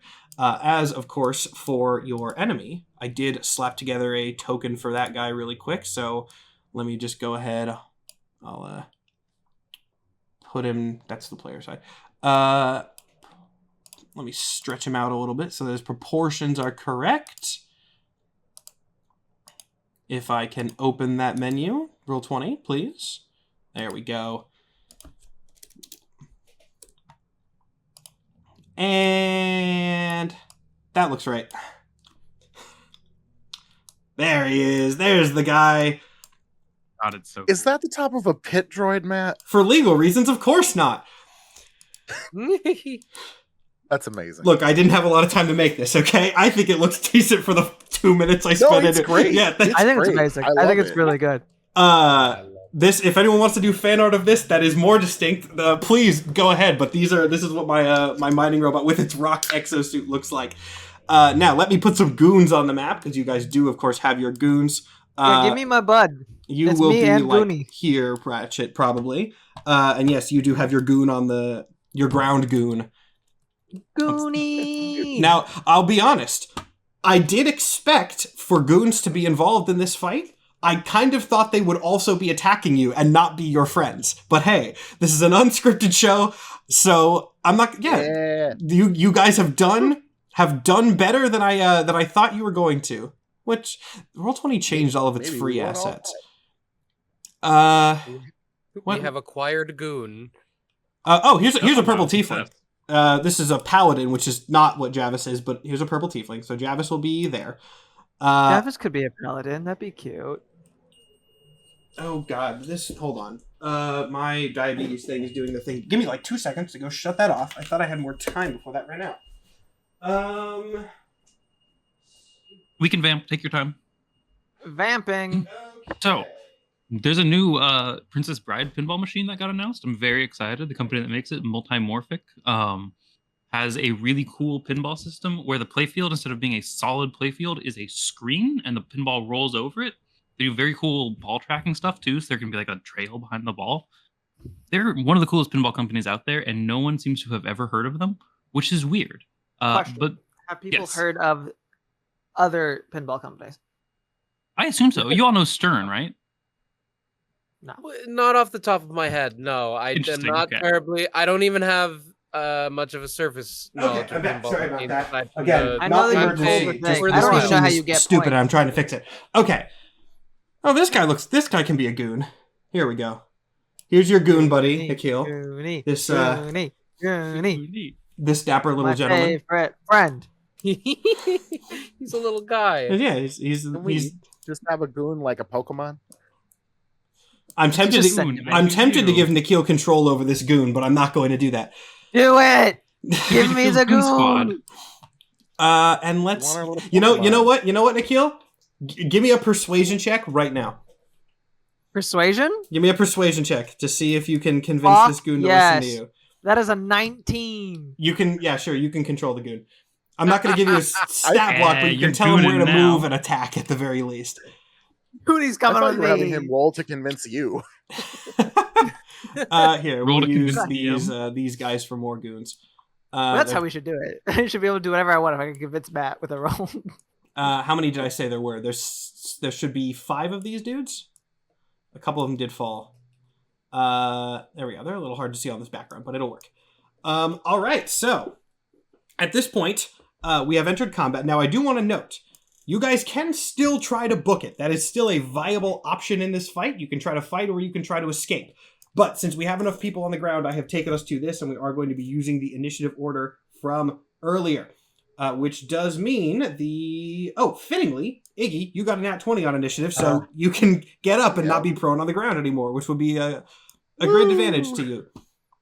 a fun nat 20. Yeah. So that's to get up is a full action, correct? Get up, I believe, is your move action. So It's your move. yeah, it's your move. So dash action maybe to get away from the thing, or you can fight. Who knows? Okay.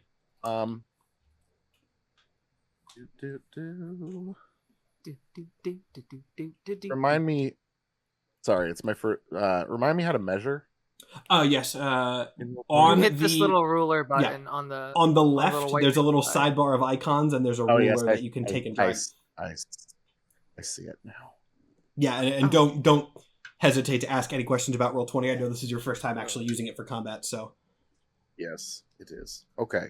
And again, this thing is big. It is the metal structure inside the large sort of rock suit.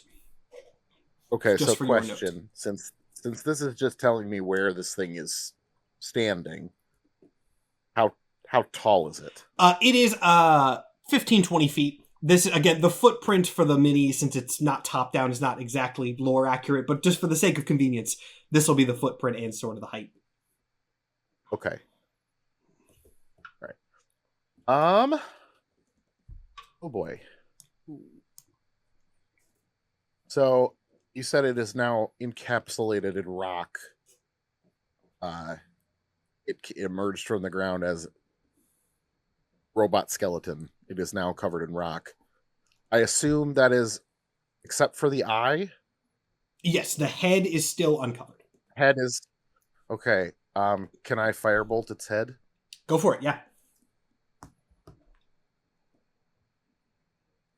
And this is fire damage, I'm assuming, from the fact Yes. that it's a firebolt. Okay. yes. Cantrip.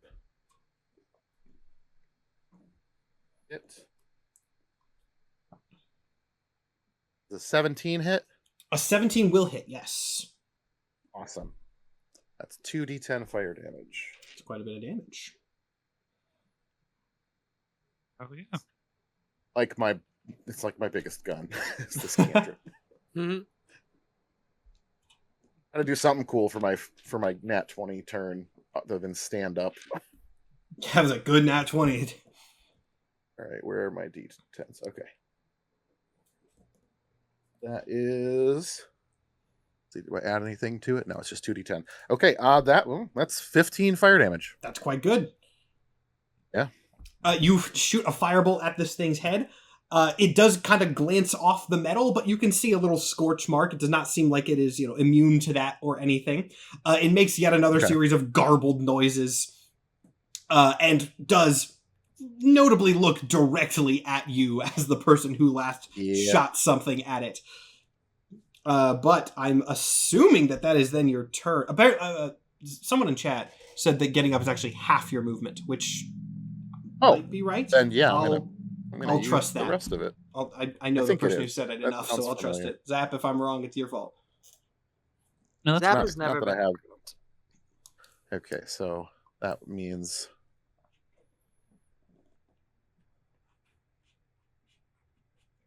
Sorry.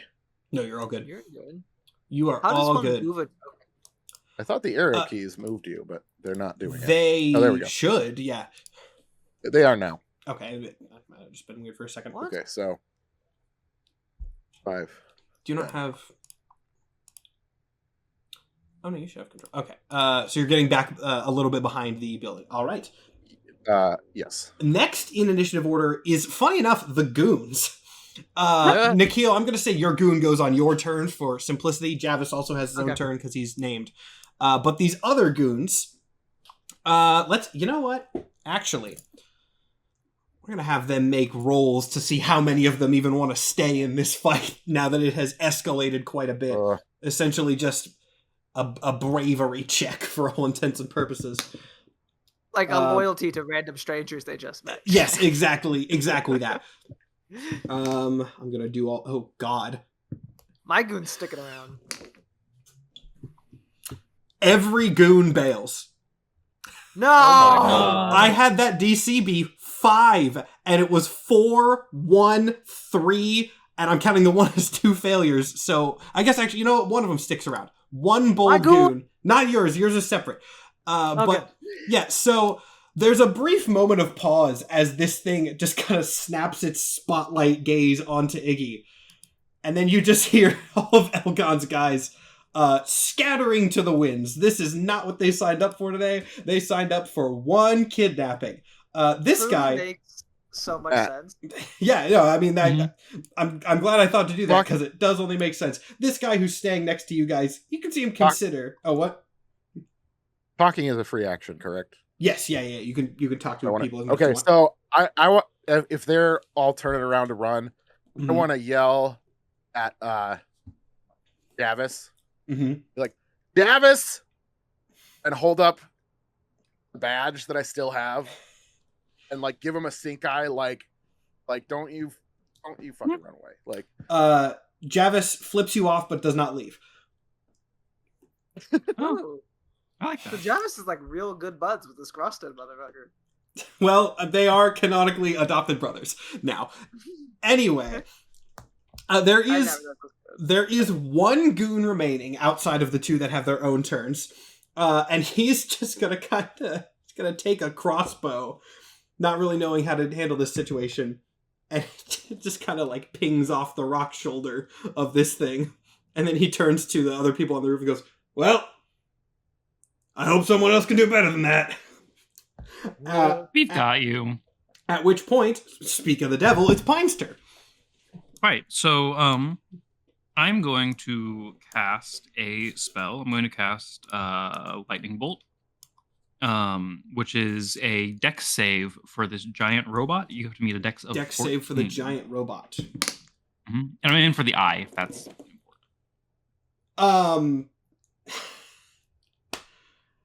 Wow. Dex save on the giant robot is not one that's easily passed, but a nat 20 will do it. Okay. On a success, it takes half damage.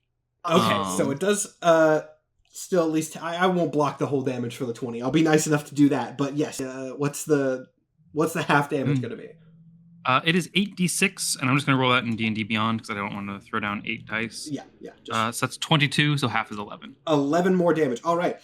You fire a bolt out at this thing with surprising speed, possibly just coincidentally good movement.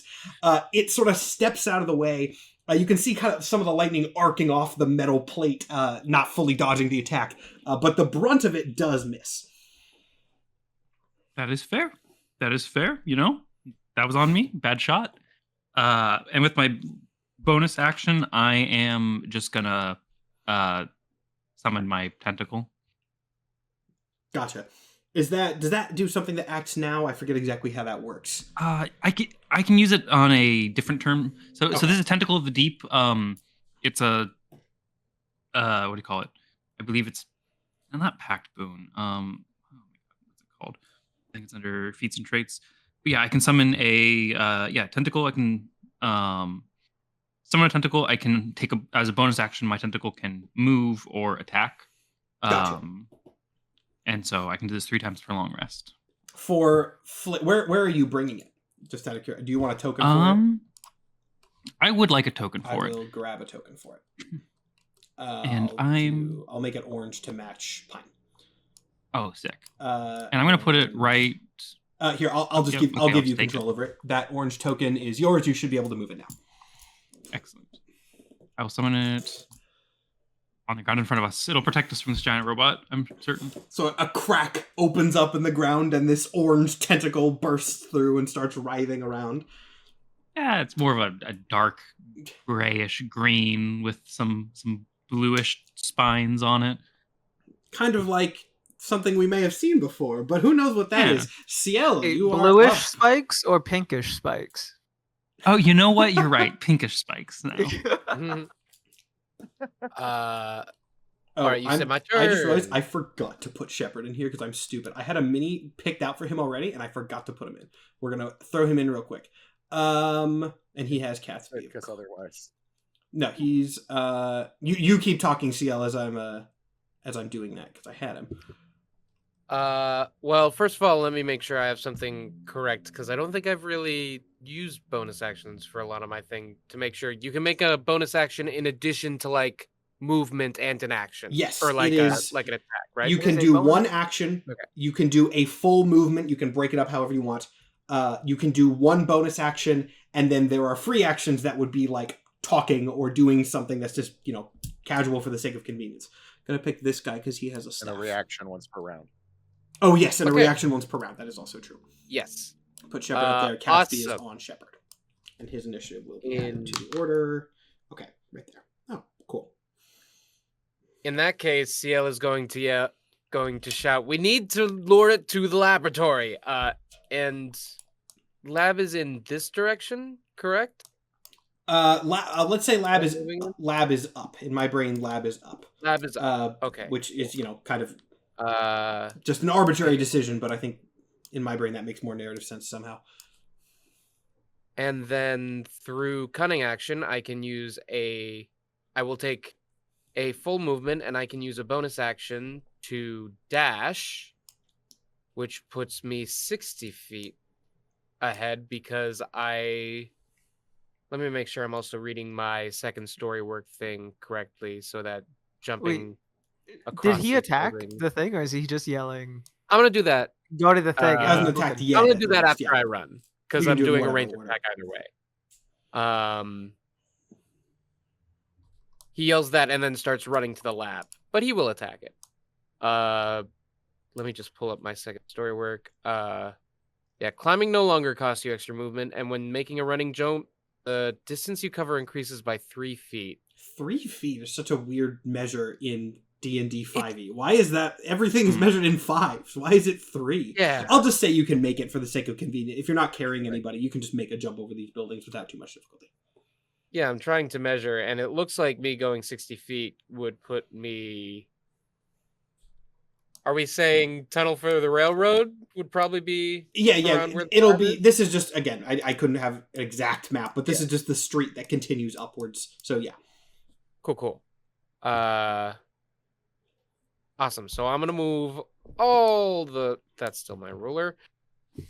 That's the wrong grabby hand. Roll 20. All the way over here. And then I will cast the cantrip I get as a high elf, Chill Touch, which on hit would do 2d8 necrotic damage. And it says I have a hit of +6, so I think that's just an attack roll to hit. With Chill Touch, yes, I believe that is. Are you sure? Chill Touch is not melee, so yeah, you're okay. Just do an attack roll. That's 13 to hit. 13 to hit will actually not do it. That makes sense. So you see CL say, "We need to lead it to the lab. Run," and then whiff an attack. Yeah, a magical, like, ghostly cold hand just kind of appears behind the golem and just thunk, thunk, thunk, thunk to no effect. Rip.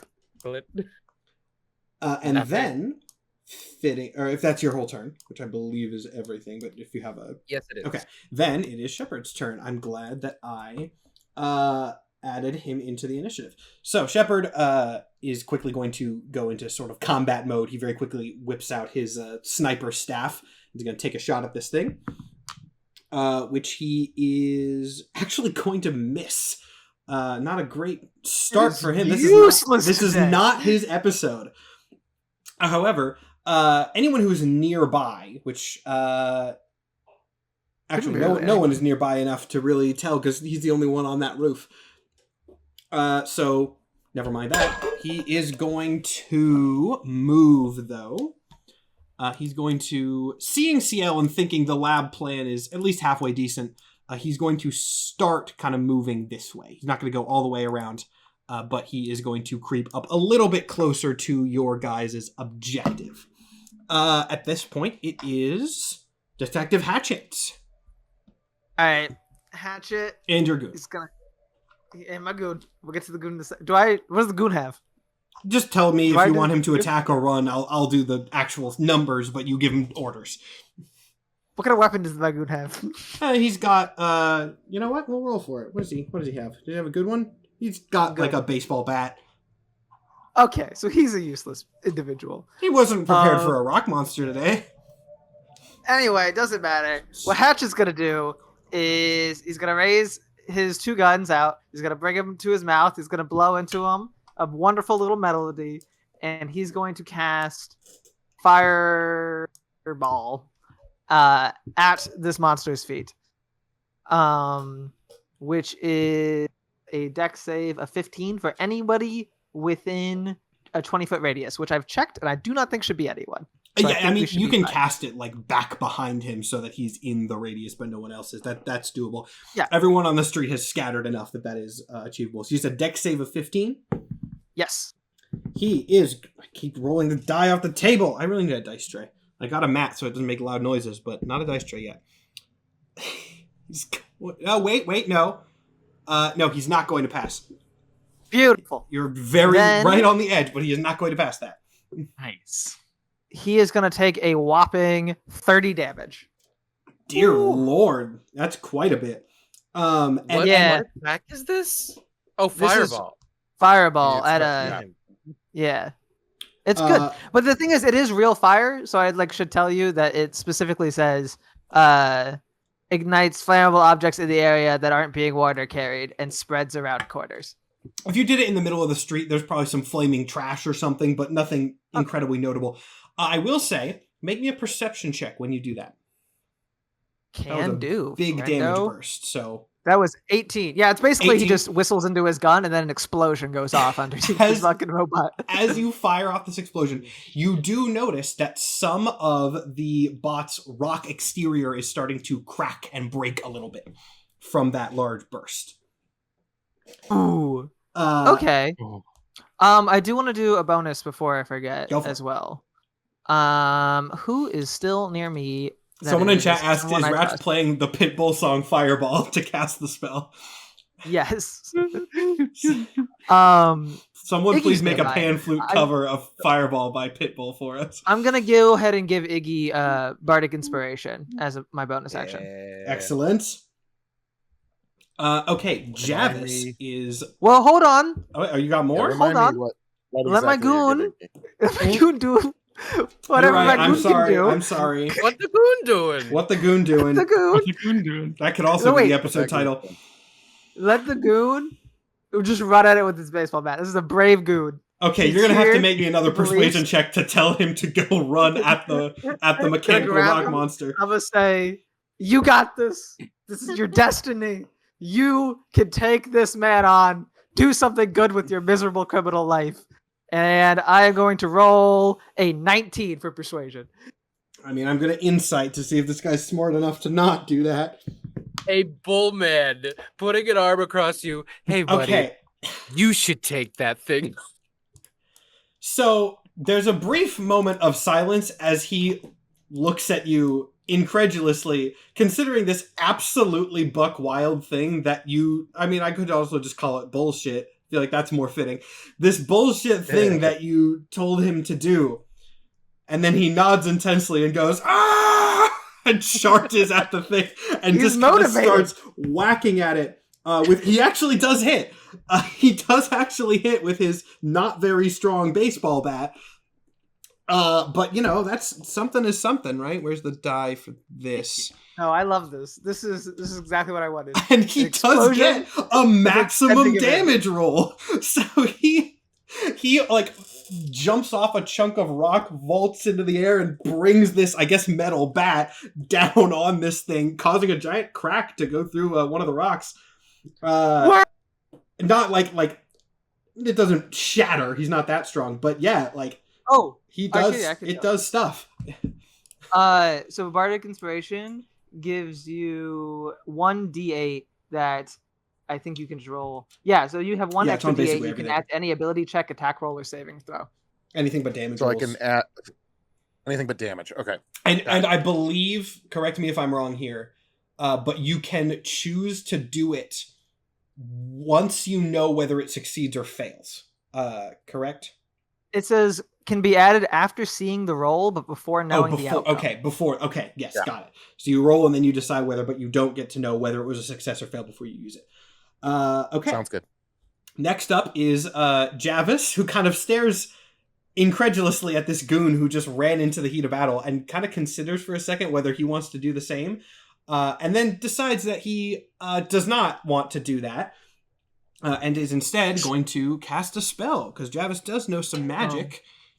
Also, just because I forgot that like I did the same thing kind of basically twice, can Iggy be very inspired by what I told my guy, my goon? That's supposed to inspire him. If you want to have that be the bardic too, sure, whatever. It's such a good speech that it inspires people that it was not directed towards. Unfortunately, Javis's attack is going to miss, and he is not confident enough in this plan that he is going to run with CL yet, so he's going to step back. At which point, it is the robot's turn, and the robot now does have a target, which this is kind of funny. Is CL absolutely? See, I wasn't this having a goon running was not something that I anticipated in my. The goons, he's still there. Yeah, he's still Also, wailing on this. I thing. don't think the fireball is traceable. So Well, let's see what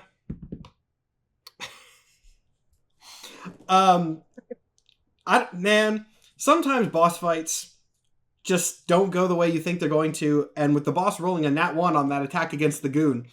Wow. Yeah, this random goon with a baseball bat, who I'm going to have to name now, I think.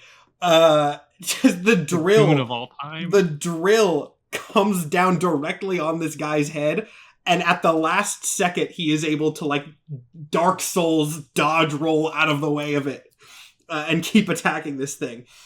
I'm so happy. I mean, however, there is still there's an ability that this thing has that actually it has hit the conditions to use. So we're gonna see how Don't this. you kill this goon? He means more to me than life itself. Okay, This is the goon of all time. I did say love that he him. rolled, so he's gonna go here. All right. I'm gonna need goon of all time, who I will come up with a better name for. Oh, Iggy actually did shoot too, so he's gonna do it in that direction. Iggy and Ratch Hatchet, make me dexterity saving throws. Oh, saving throw. Thank God. All right. What does it mean if your little thing is black again? Does that mean advantage? What? Oh, proficiency. What does proficiency mean in a saving throw? Add your that's, proficiency bonus. Okay, thank you. Which Um, should be done anyway. Yeah, it does it Yeah, automatically. yeah. Okay. If you're using, are you using D&D Beyond? If so, then yes. Then 15. 15. Okay. I am using my last point of luck for the day. Boy, You can use the bardic on this too if you need. By the way. that is true. You, I don't want to use it right now. It is not worth it. you don't know what this ability is. 8 will not be enough to make it worth using. Okay, I see. fair enough. Okay. True. It's better Oh, and then to the last one get was rid of this Goon of all roll time. with a luck point and then re-roll. Goon of all time gets a 2. Oh. Unfortunately. You So- hate to see a goat slip. Well, we'll see. We'll see. Let's see how much damage this does. Put up a valiant effort. He fought harder than any of us. Is he washed? This golem, having its rock exterior cracked far more than it was expecting so quick in this engagement. You see the lights on its body that cast the stone shape start to shine through. As you hear the garbled voice kind of make out some sort of words saying essentially tactical cave-in initiated, at which point the rocks float off of its body and eject outward in a forward arc of just scattering boulders towards all of you. So let's see. I believe. This is going to hit Iggy. Ratch, you're fine. But Iggy, you are going to take you and Goon of all time. You're going not too bad. 12 damage from that. Could have been worse. Is it for what? Until you Bludgeoning, got if that the matters. The dex save. But- What did you get? I'm guessing it's I heard an 8 it- on the deck save. Was that that was not enough? no. The 8 was me talking about adding the Bardic inspiration to it. I heard. I Oh. misunderstood that. I thought you I meant never the told 8 you was what on it the actually. save. I misunderstood. I thought you were saying 8 was your roll Okay. on the save. What was your No. roll on the save then? This probably doesn't matter though because I used a luck point and still rolled 4 total. Oh yes, no that does not save either. Yeah. That does not save either. Now, Goon of all time is still kicking amazingly. He does get knocked back a little bit from being so close to this ability, but he is not down. At this point, however, since it did use this ability, you do see it does. Well, let me make this is my own boss, and I forget how its abilities work. Yes, that was that. So. It, after firing out this shotgun blast of boulders, does start shining these lights again and picking up another round of rock, refreshing its shield around itself in the process. At which point, Iggy, it is back to you. So in the interim time of the boulders shooting off of this thing and then reforming onto it, as we see its skeleton exposed again, do we see like a big red glowing like weak spot or anything? There is not. I mean, I'll give you a perception check. Well, actually, I'm not going to let you do a perception check because you did get smacked by a boulder as that was happening. So Yeah, never mind. You don't get a perception check for that. I perceived a boulder to the face. And yeah, it doesn't need to move at the moment. Most of its targets are in front of it, so it will stay there. And it does loop back around to yeah. Matt, just question. Mhm. I know this is a robot made out of stone now, but any chance it can be charmed? That's like 90% what I got here. Try. Okay. Try. I'm not I going don't to tell you know. that. Use common sense and try. That's not a no. There's a chance. I'm gonna give it a go. I think. You, As you should. Anyway, it's not my turn for a while. I'm it'll sorry. be your turn soon. You can go for it. On your turn.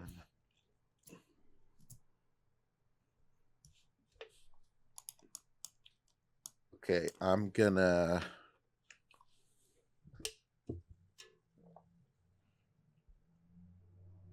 Ah, come on. Sorry. I Oh my have a God, here. stupid question that I'm actually not. Do react? Well, no, never mind. I answered my own question as I was about to say it. Forget everything. We're good. I'm glad I could help. I understand what I've been doing wrong. Just figured it out. The hand is to move the map around. Yes, The it's little arrow is Oh. to move your guy. Yeah. Okay. it's One, kind of Yeah. counterintuitive. You'd think it'd be the other way 3, around. 4, I can't 5, move my guy. my 25 feet of movement. You can't move your guy. You should be able to move your guy, No. Nikhil. Let me Well, remove control and then give it back. Oh, for some reason there are 2 of you in the roll 20, and I gave it that's to. because I the always ro- forget my login. Oh, and so okay. it's Well, like- that was why. Now you should be able to move them. Oh yeah, now it works. Okay. All right. I am going to.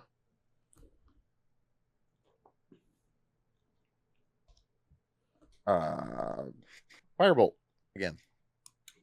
Firebolt worked last Right time. there. Go for it again. Do it again. It ain't broke. Don't fix it. Now I do have to ask: Are you Don't aiming for the head or are you aiming for the body this time? 'Cause I know you said head last time. Head. Head. Okay. Head still. Like right down the eye, if I can't. Yeah. Like is.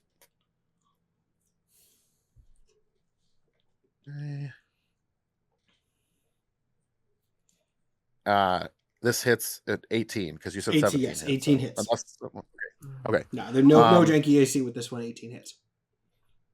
I mean, it's not. It's dark. Oh wow, nice. Good. So 2d10 fire damage. I rolled 2 9s, so That's 18 fire very damage. good. Yeah. 18 fire damage. That is quite a bit here. Takes him to that. All right. And you already moved, so bonus actions, free actions. Yep. I got more stuff to do. I am going to use my bonus action to where is it? Sorry. No, Use you're my okay. bonus action to take a second wind. Fighter classic. So 1d10 plus 6. It's a 10, so 16 hit points restored.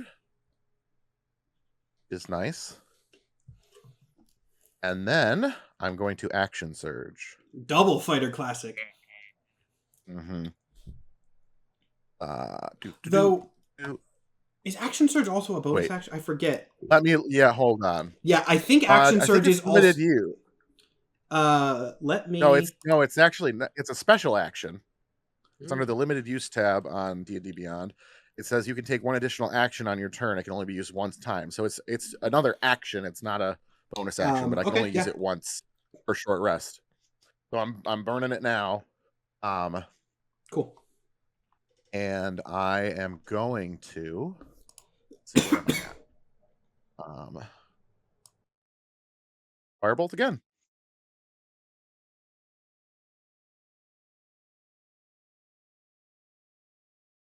So well last time. Not as high on the damn. Oh wait, I have to roll to hit first. No, you rolled the hit already. That was the 18. On the first. This is a second firebolt. Never mind. Firebolt. Never mind. Yeah. This is a different one. Oh, you're good. You're good. 17 this time. Still hits. Yep. Getting good rolls on the attacks at least. I have a +5 to my hit DC for spells, so it's helping. 10 fire damage this time. 10 fire damage. That is noted. All right. With that, it goes to what I have marked on my initiative order as goons, but has rapidly just become goon singular. This goon, actually, before doing anything to this robot, is going to kind of step closer to Javis and be like, Javis, we should get out of here. This job kind of took a turn. At which point Javis seems like he's considering bailing. I'll do actually a persuasion check. We'll do persuasion checks on each NPC, which is fun. Javis does look like he's considering bailing. Badge. The badge again. Badge. All right. Badge. Well, let's see. We're going to do another check for this goon. He did fire a crossbow at this thing last time, and it didn't do a thing. Oh, yeah. This does make a lot of sense, but these goons have absolutely no loyalty to you. This guy is also going to bail, not wanting to be involved in fighting a robot. So we can actually just remove them from the initiative order and go on to Pine. Okay. I think I'm going to do the Warlock Classic and just cast Eldritch Blast at the eye again. Warlock Classic, go for it. So, actually, I'm not going to roll that with this dice because this dice has been betraying me. Going with D&D Beyond. No, that's a 9. So, but that's okay because I'm assuming a 9's not going to hit. 9's but my tentacle also gets to hit, which is going to be a melee spell attack. Which I believe I get +6 to, and that is going to be a nat 20 +6. That will definitely hit. That's 1d8 of damage, which is not going to be too terribly much. What damage type is it? Cold. Cold, okay. Isn't that also doubled because you got a nat 20? Yes, the dice rolls are doubled. So that comes out to 6 damage of cold damage. A mighty 6 damage. With doubled? It's 6?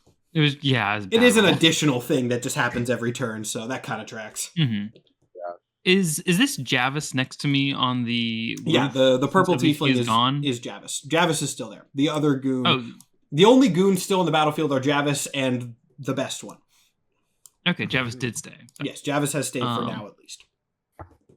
Excellent. I'm gonna also look at Javis and say, would you mind getting off of the roof, please? I'm going to do something soon, and I don't want to hit you. Would you mind stepping off, please? All right, sure. Kind of gives you a thumbs up. Presumably he will. CL over here. What you doing? The robot, unfortunately, has been pretty locked to this area by other attacks, but that means you are also relatively safe. Yeah, I guess I'm just... At this point, I assume I could get up to the roof of the lab itself. Yeah. And yeah, I guess now we just gotta lure it over here, so I'll try to cast Chill Touch again and hopefully hit this time. Go for the Chill Touch. Yeah, that I was love better. CL That's is just like, guys, we had a plan. I'm had a here. plan. What are you guys doing? we had a plan. Working No, on you it. had a plan. And we a also have slow- ideas. Short little man. I got a 17 to hit. 17 will. Let me roll damage for that. And I'll say as flavor, he's aiming for the eye and like doing a little come here motion. Trying to after the flick it in the eye. attack with the hand. Three Stooges poke. That's 7 necrotic damage. 7 necrotic damage. That has been noted. Next is Shepard. Shepard is going to take another shot at this Shepard thing. be Let's see useful. if he can actually hit. No, he got a 2. Yep. What is happening? Absolutely. Is he high? Absolutely unhelpful man today. Notably, no one is. This man has still- only actually, successfully shot a thing once. And it just happened to be the first time, but he looked cool. Let me see. This is his first time in Underground World, and he's facing some kind of mine monster. But presumably he knows how to shoot. Like, well, to that's... be fair, he is Come also this. You know what? This is going to be my canon lore explanation now. He's a sniper, and just the lighting environment in this area is so different than what he's used to. It's throwing off his depth perception. He's also like 10 feet away. I'm on the Shepherd hate right now. Fuck me. Well. Hold on. Snipers We're gonna are see not- some roles that you guys don't know the nature of are going to be. Oh my god. Oh, What? no. Man, I have a. Oh I have my a god. Yeah. question. Does Catsby have his own initiative? So it's funny that you were saying that as I was talking about roles that were happening that you guys don't know the origin of. It's also really funny that I did just roll 2 nat 20s in a row for the things that you don't necessarily know the origin of. So, some things are now going to happen that are going to change the dynamic of this fight at least a little bit. I do have to make some more rolls for it. Catsby becomes the big bad instead. Well, I mean, We actually, should have freed Catsby earlier. yeah, so It's a flurgle. though no one is looking at Shepard to see exactly what is going on here, what you do see is another bolt from the direction of Shepard, presumably from his sniper staff, does strike this creature. However, rather than just being like an explosion or burning or the normal magical effect that you would expect, you see a little bit of liquid gold emerge from where the shot hit and start spreading slightly. And if you look over, you will see that while Catsby is not necessarily freed, Shepard is holding his sniper and holding Catsby in his other hand, having presumably done something with that. Though you'll have to ask or look in more detail to figure out exactly what just happened. But it was a relatively important thing. Anyway, Oh dear. Ratch Hatchet, you didn't see any of that go down from your angle. What are you doing? Okay, then I'm just gonna proceed as if that doesn't destroy my life. Fuck, who knows? What am I doing?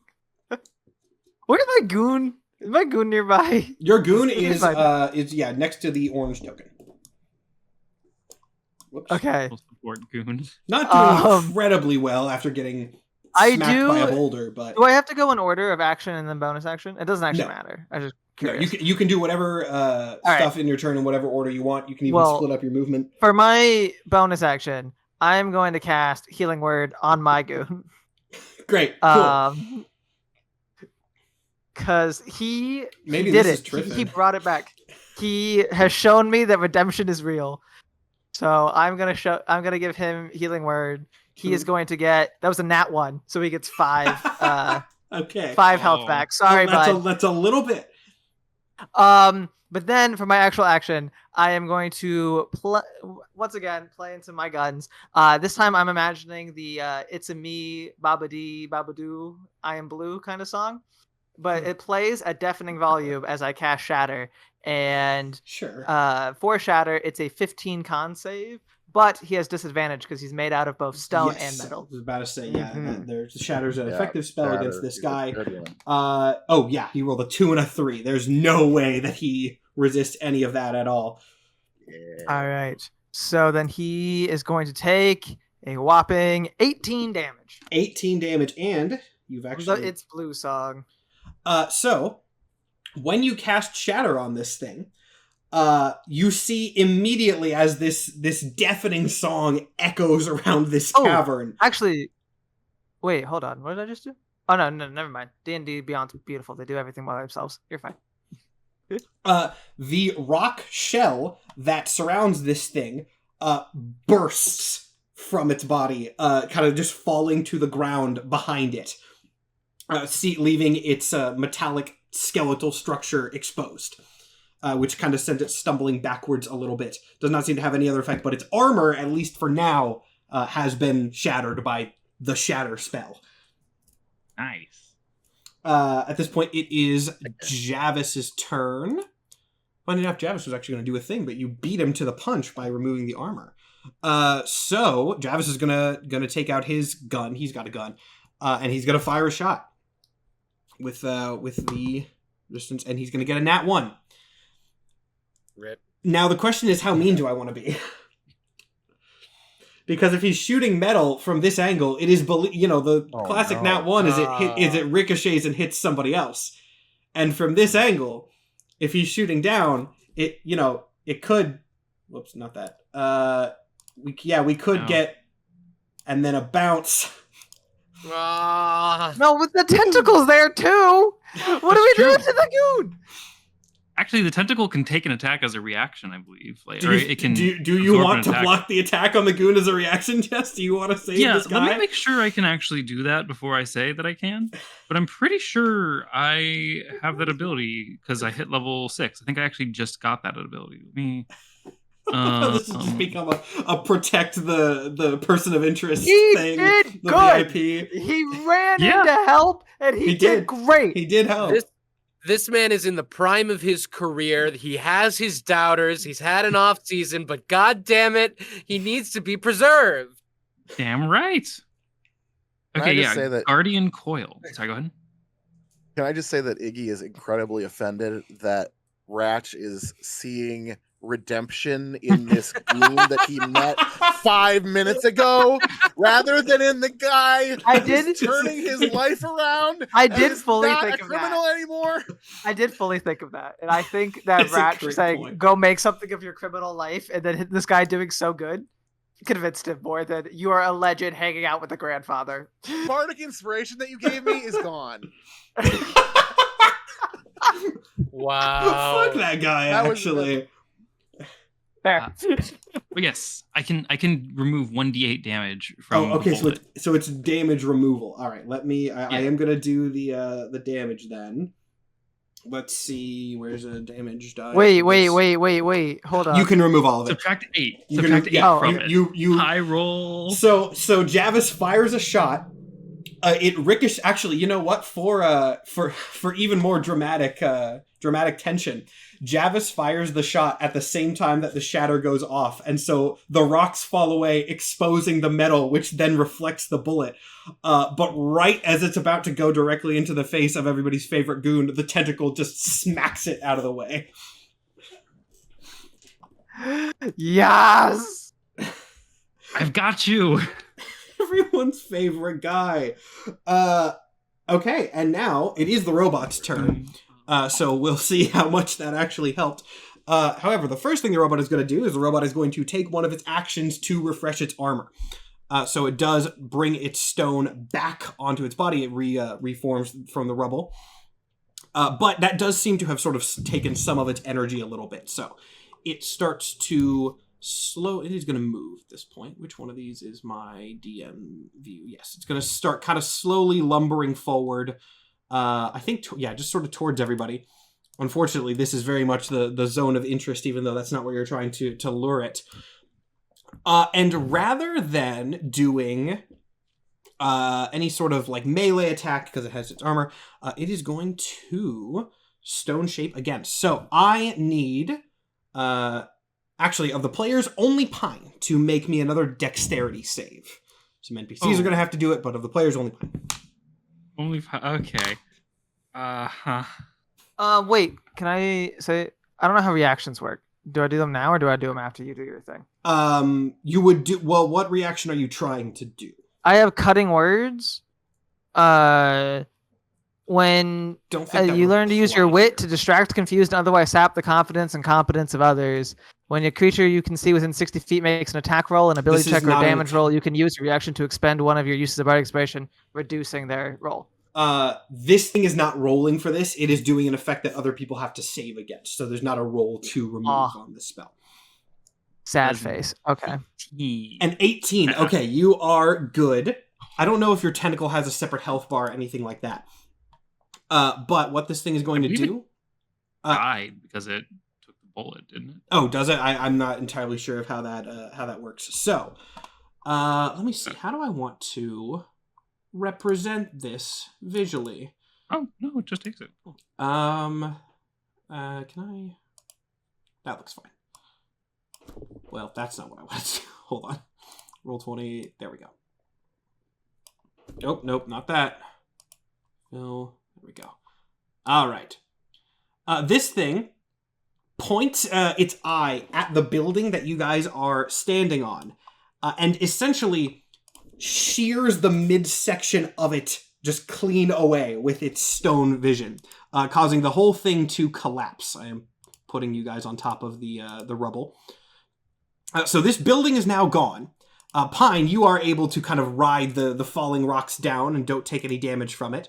Javis and the goon, though, unfortunately, are not as fortunate. We will see exactly what effects happen from there, but let me put everybody's tokens above. All right, he is going to fall. Javis takes... Oh, God. Okay, Javis falls hard.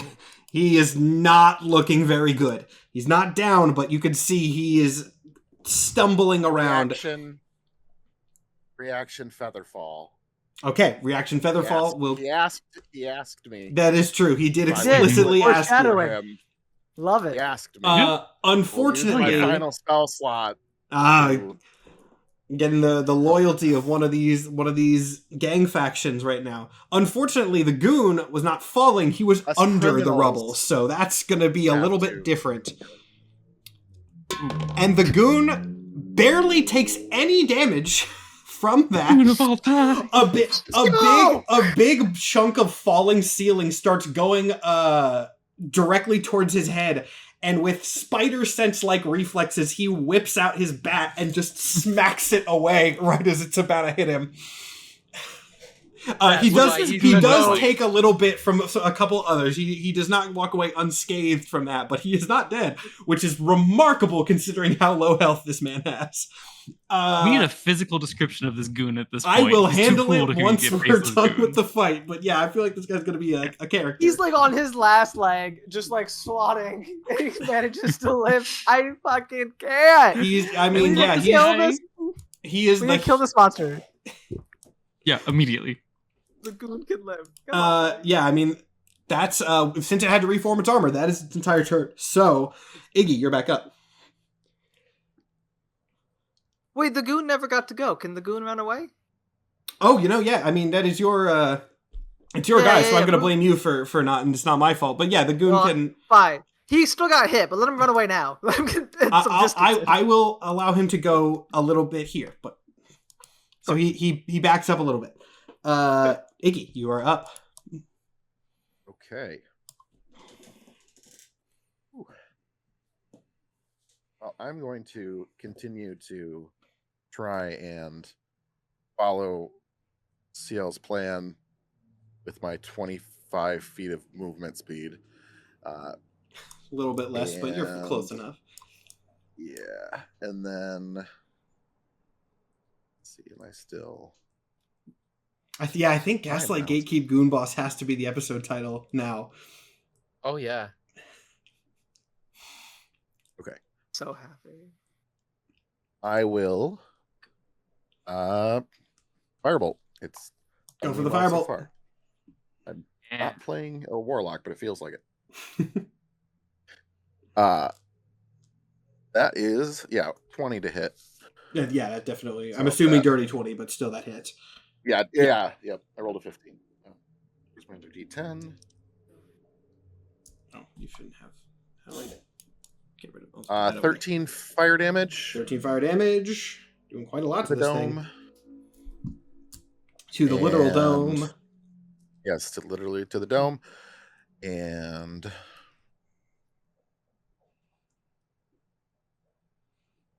don't have any. Okay. Yeah, no, I can't do that. Okay, so that is it for me, I believe. Okay. CL, you have someone in your general vicinity now. If that changes your plans in any sense. Not really. We're all just trying to lure it over here. So, but I will say, since CL wasn't doing much other than standing on the roof, he will have noticed the weird gold thing that happened and asked Shepard about that. You definitely would have. Putting two and two together, what did Gatsby do? What happened?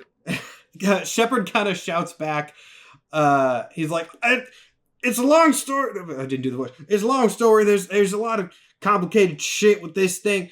And then he just kind of like holds up Gatsby, who is again still limp, and points him over to you. So he's like, "Cat, explain." Yeah, because like I put one of my bits into the gun, and then we fired the bit at the thing, and now the bit's going in there to mess with the robot bits. It's complicated. Don't worry about it. It's fine. Still not a symbiote. Still not a symbiote. Definitely not. Okay. Chill touch. I love CL. Just like all Just the way say it over out there. loud. Just like, nah. Go for the chill touch. I have my plan. It's a good plan, and it's very funny with things that'll happen later. We'll see if you guys can pull it off. I'm trying to murder this thing before it kills the goon friend I made.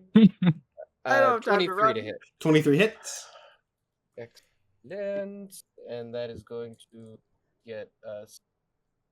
Where is my other D8? There it is. I don't know why. I never. That's good. 9 necrotic damage. 9 damage. Added to the Nice. tally. Matt's looking at someone that says like 7,000 hit points, and he's just like, all right, 9. No, you're getting there. When You're do getting they figure out they can't beat this? there. No, you're getting there. This time the whole hand is gonna do a come here motion instead of one finger. I mean, actually, yeah, given context, we'll see what happens when it happens. But Shepard is up next with his seemingly enhanced gun in some way. He's gonna roll a nat 1. What the fuck?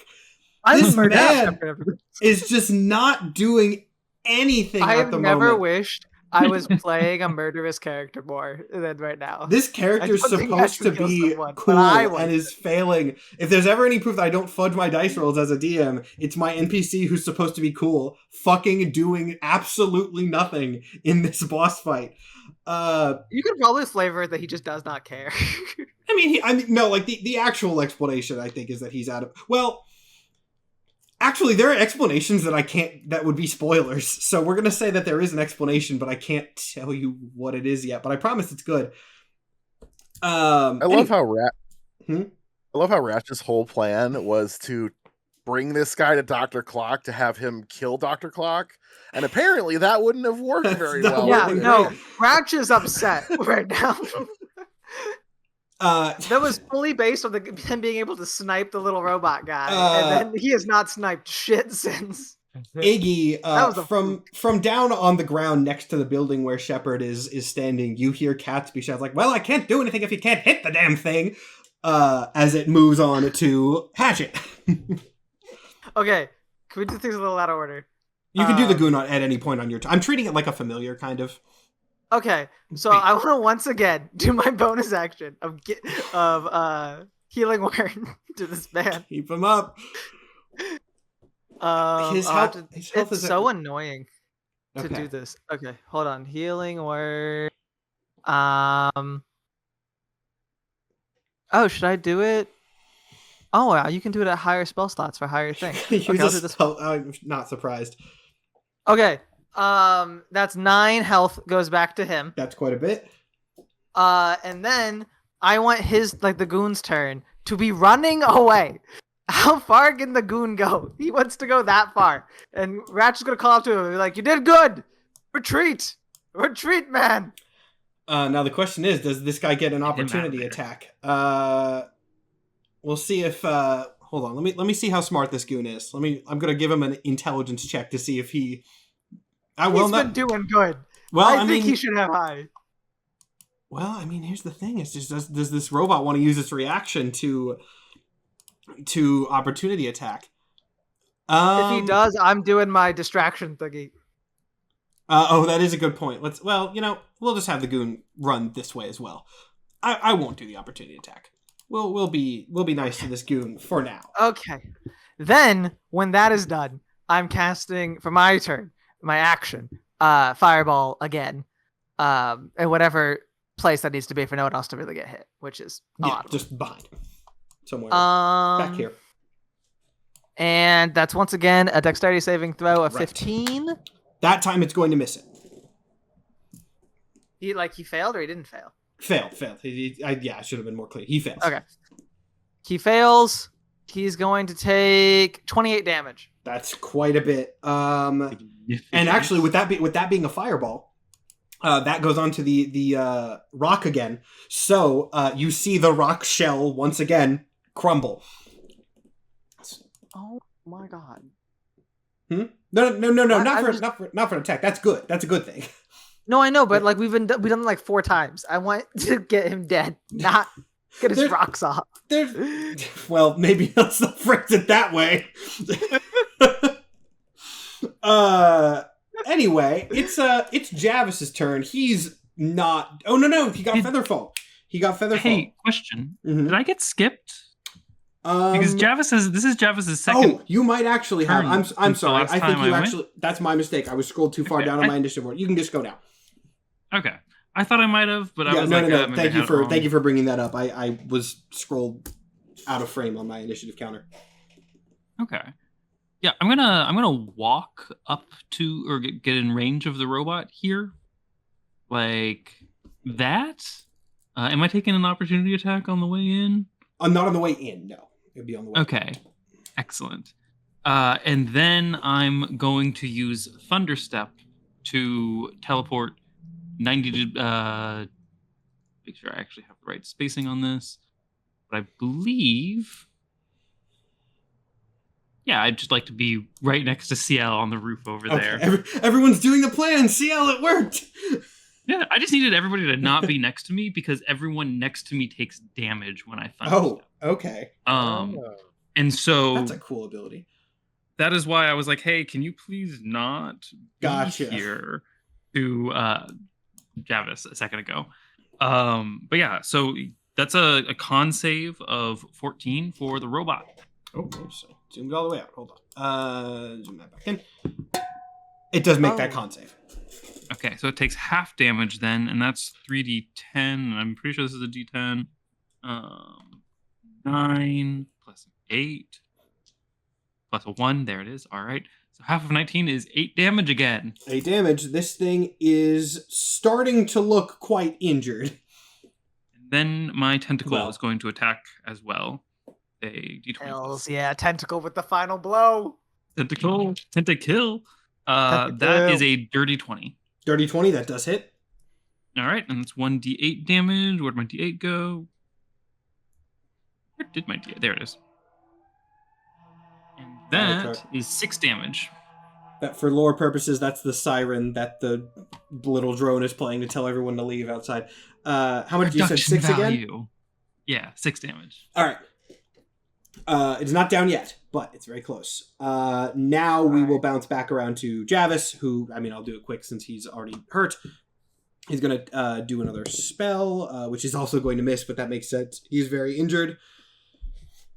Now it is the robot's turn, and I believe most people who have damaged it, other than the fireball, which again is harder to track, even though it's coming from behind it, have been over here. So this is finally going to get this thing's attention, and it's going to start lumbering over in this direction towards you guys and the lab. And then it is going to attack. Oh, actually, it's nope. It's going to move, and it's going to reform its armor, and that actually takes its action. So, in this case, that is going to be its whole turn. You can stun this thing. Okay, can we kill it with with the armor on? Or You is this a are combo very where it close. has to I'll tell you the Okay. mechanics of how this thing works when you're done. If you're curious, you are Okay. very close to killing it. Because what I thought it was is that it's like a video game and you can only kill it when the armor's down. And I was like, the motherfucker just keeps putting it back on. Since you're basically at the end of the fight, I'll just go ahead and tell you if people are curious. It has resistance to physical damage when the armor is up and increased con, and then that goes away. But most of you are doing magic damage anyway, so it hasn't been super relevant. But it basically has better physical defenses when the armor's on and less when the armor is off. But you're doing damage to it regardless. Okay, cool. Iggy, you are up then, and it is getting real close. Okay, so so Catsby is in is still being held by Yes. Shepard. Yeah. Yeah. And Shepard is Shepard on the roof still, or Shepard is on still on the ground? roof. Yeah, he's sniping with his. Okay, so sniper he's cap. like 15 feet away from me, 10 15, feet away from me? 20, What would you something like say? that. Okay. Hmm.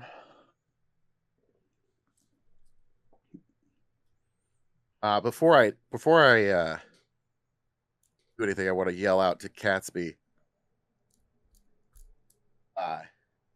Hey, I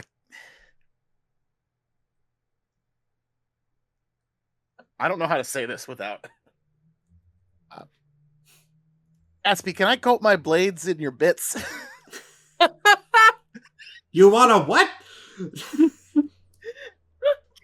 Oh my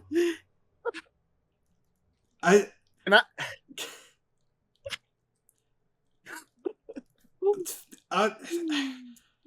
I mean, at this point, there's not much I can do about it. If you get up here. Okay. Let's see. So that would be.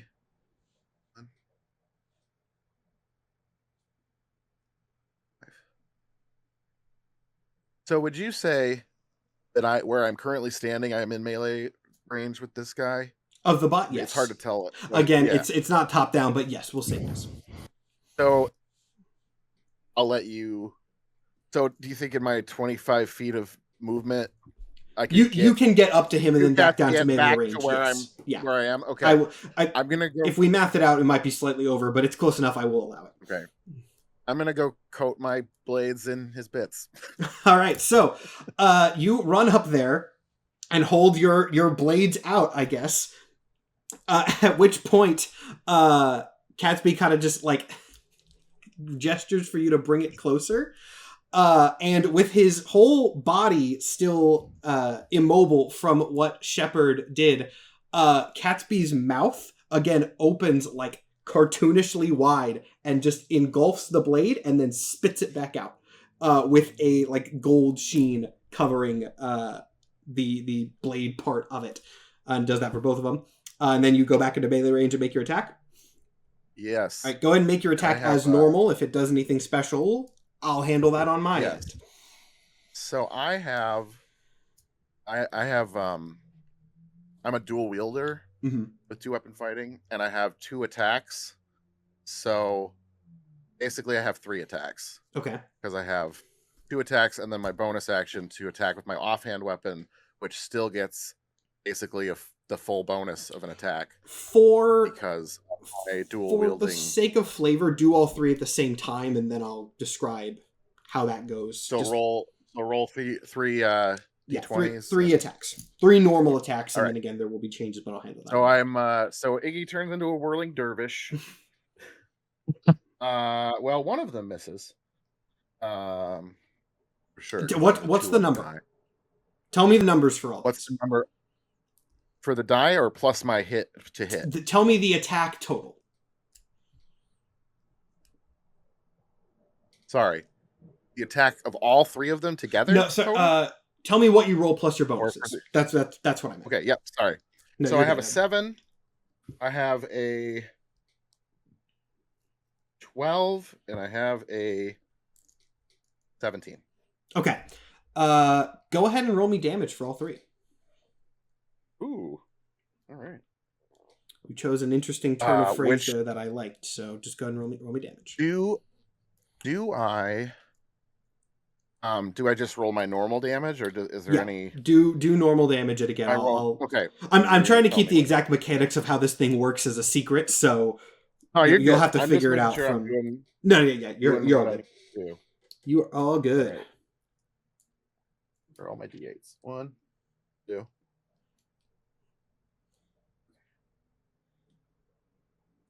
All right, so that is 18.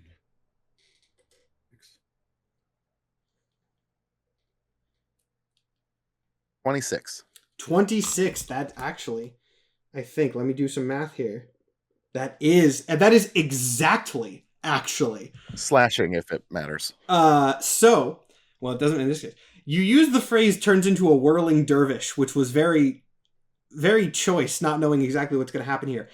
As you start to slash with your first blade, you feel the blade essentially kind of start carrying you slightly forward on its own. And in, again, the classic sort of rubber hose animation style, your attack continues against your will in a sense and turns you into a literal, for a second, like Tom and Jerry-esque tornado attack that carries you forward and blasts you through this thing, shredding it to bits. To Yo! bits, you say. Oh, that's awesome. That's awesome. Yeah. Fantastic cool. work. And funny thing about this, because of the the direction that you were going, this thing has one final thing that it can do. With you moving that way, Ciel and Pine, make me dexterity saves. Oh, you're making my boy. poor girl do deck saves again? Trust me, this will be worth it. Oh man. You haven't taken any Funny if damage. you You'll be get fine. crushed, too. 13? Okay. My deck save is +6. I got an 8. Okay, well, both of you are actually going to take a decent chunk of damage. 15 damage for each of you as this this thing deactivates, and as one final blow is presumably to maybe, take out any threats to miners in its intended work, it fires out its remaining rock armor like it did earlier. But the thing that makes this funny is that you guys were actively trying to lure it over to the lab, and you are the main target source. So all of these boulders smash directly into the front of Dr. Clock's own lab as his Yes.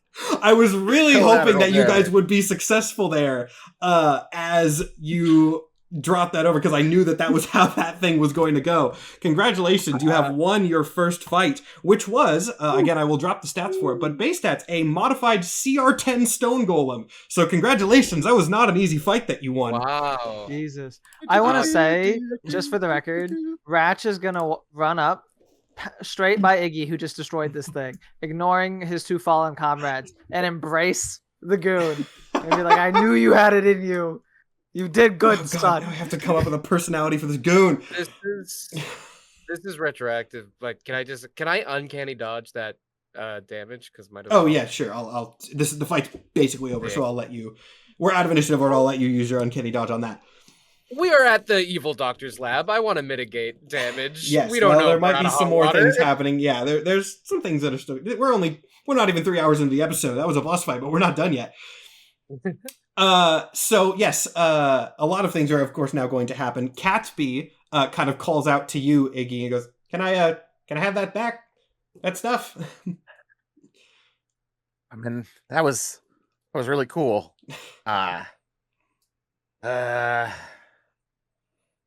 Yeah, I guess. I walk over to Yeah, him. if you bring it close, he will reabsorb his material back into himself. You also see... I might ask you again in the future, though. Yeah, helpful enough, I guess. If this guy just would, A, hit his damn shots and also maybe let me off of this stupid leash, I could probably help you out more.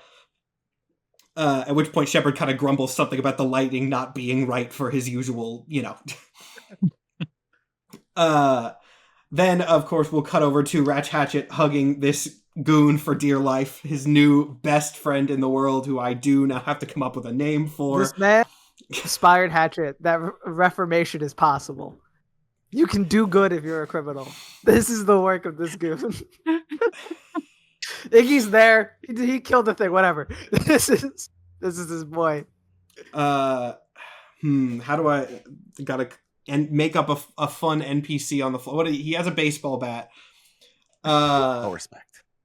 He has a metal base. Oh wait, no, I can't make him a vampire. That'd be too strong. But it would be funny if his like gang name was the Bat, because he, we're not gonna do that though. That's too cheesy even for me. The Bat. Let me go to my. The Let me go to my trusty fantasy name generators.com. Not sponsored, but it's an incredibly helpful resource. Ratch, are you saying anything by the way, are you saying anything to this guy? Or are you the guy he's met? I said all those things. I'm said... proud of him, that he is my son. Yes. You did good, son. For true. This guy, I was not expecting one of these goons to be a character. You said he had a baseball bat? You should have made him so cool, Matt. He has a baseball bat. All right, hold on. What about Brucey Batston? Hold on. I gotta pick. Let me. I should just have a vote on the Patreon for what this guy's like race and class is. Just call him Batsby. Oh, fuck! That's funny. The near literal spit take that you just got out of that. That was something. Shit, I think that's what we have to do. Fuck. Batsby! Great Batsby. Okay, alright. We all just start calling him Batsby. It's unclear if it's his real name or not. No. That's definitely his name. He introduces himself to you, and from the ceiling, you hear the roof, you hear Catsby go, "What?" No relation. He is just for note. What's the funniest? Something that makes this feat even cooler. It'd be funny if he was also a Minotaur and he is just your long lost son, but I'm not gonna do that either. No. I'm not gonna do that either. Oh, you know what? You know what race I never use that I like? He's a Yuan Ti. He's a snake boy. Yeah, that's good. All right. Yeah, he's a snake boy. Snake boy Batsy. Snake boy. Right. Oh my god. Love this man. He's like, he's like almost tearing up a little bit out of just excitement at having actually done something as he returns the hug to Detective Hatchet enthusiastically, thanking you for your inspirational speech. Matt, have you watched Hazbin Hotel? Actually, not yet. Okay, well, you literally, by making him a Yuan Ti, you just made him a character. I know it. In that show that is redeemed. Like, you literally made the villain that gets redeemed. I have not seen Hazbin Hotel. My mind Repentious himself, my best friend. I want to grab this man. I want to be like, you did good. Get out of here. Make a good life for yourself. No, you don't have to. I want to help. I want to stay. I want to stick around. You can also do that. I don't want you to get hurt. You seemed very damaged, but you know what? You're the bravest son of a bitch I've ever met. I think I'm gonna black out. Iggy starts walking away.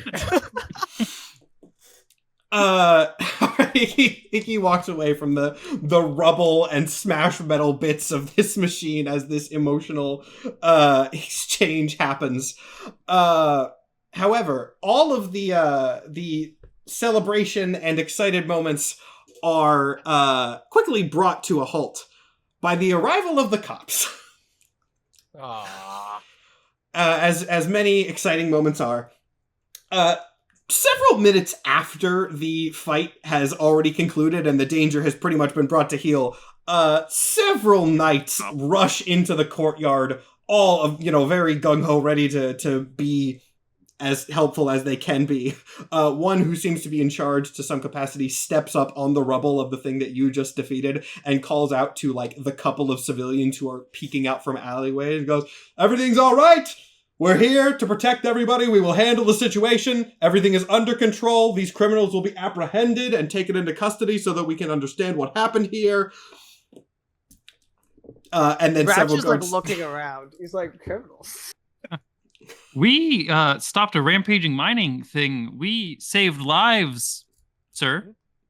The guy kind of looks around and goes, I am that may be true, but still, we're not sure as to the cause of this, and so we're going to have to figure out It's exactly the what clock happened. man. The clock man was the cause of it. Did you see the clocky robot? He turns towards the lab and kind of goes, well, the laboratory of Dr. Clark was damaged as well, so we're going to have to... It doesn't seem likely that he would have damaged his own laboratory on purpose. We're going to have to question him as well. Actually, the laboratory's damaged. The laboratory's damaged. The edifice.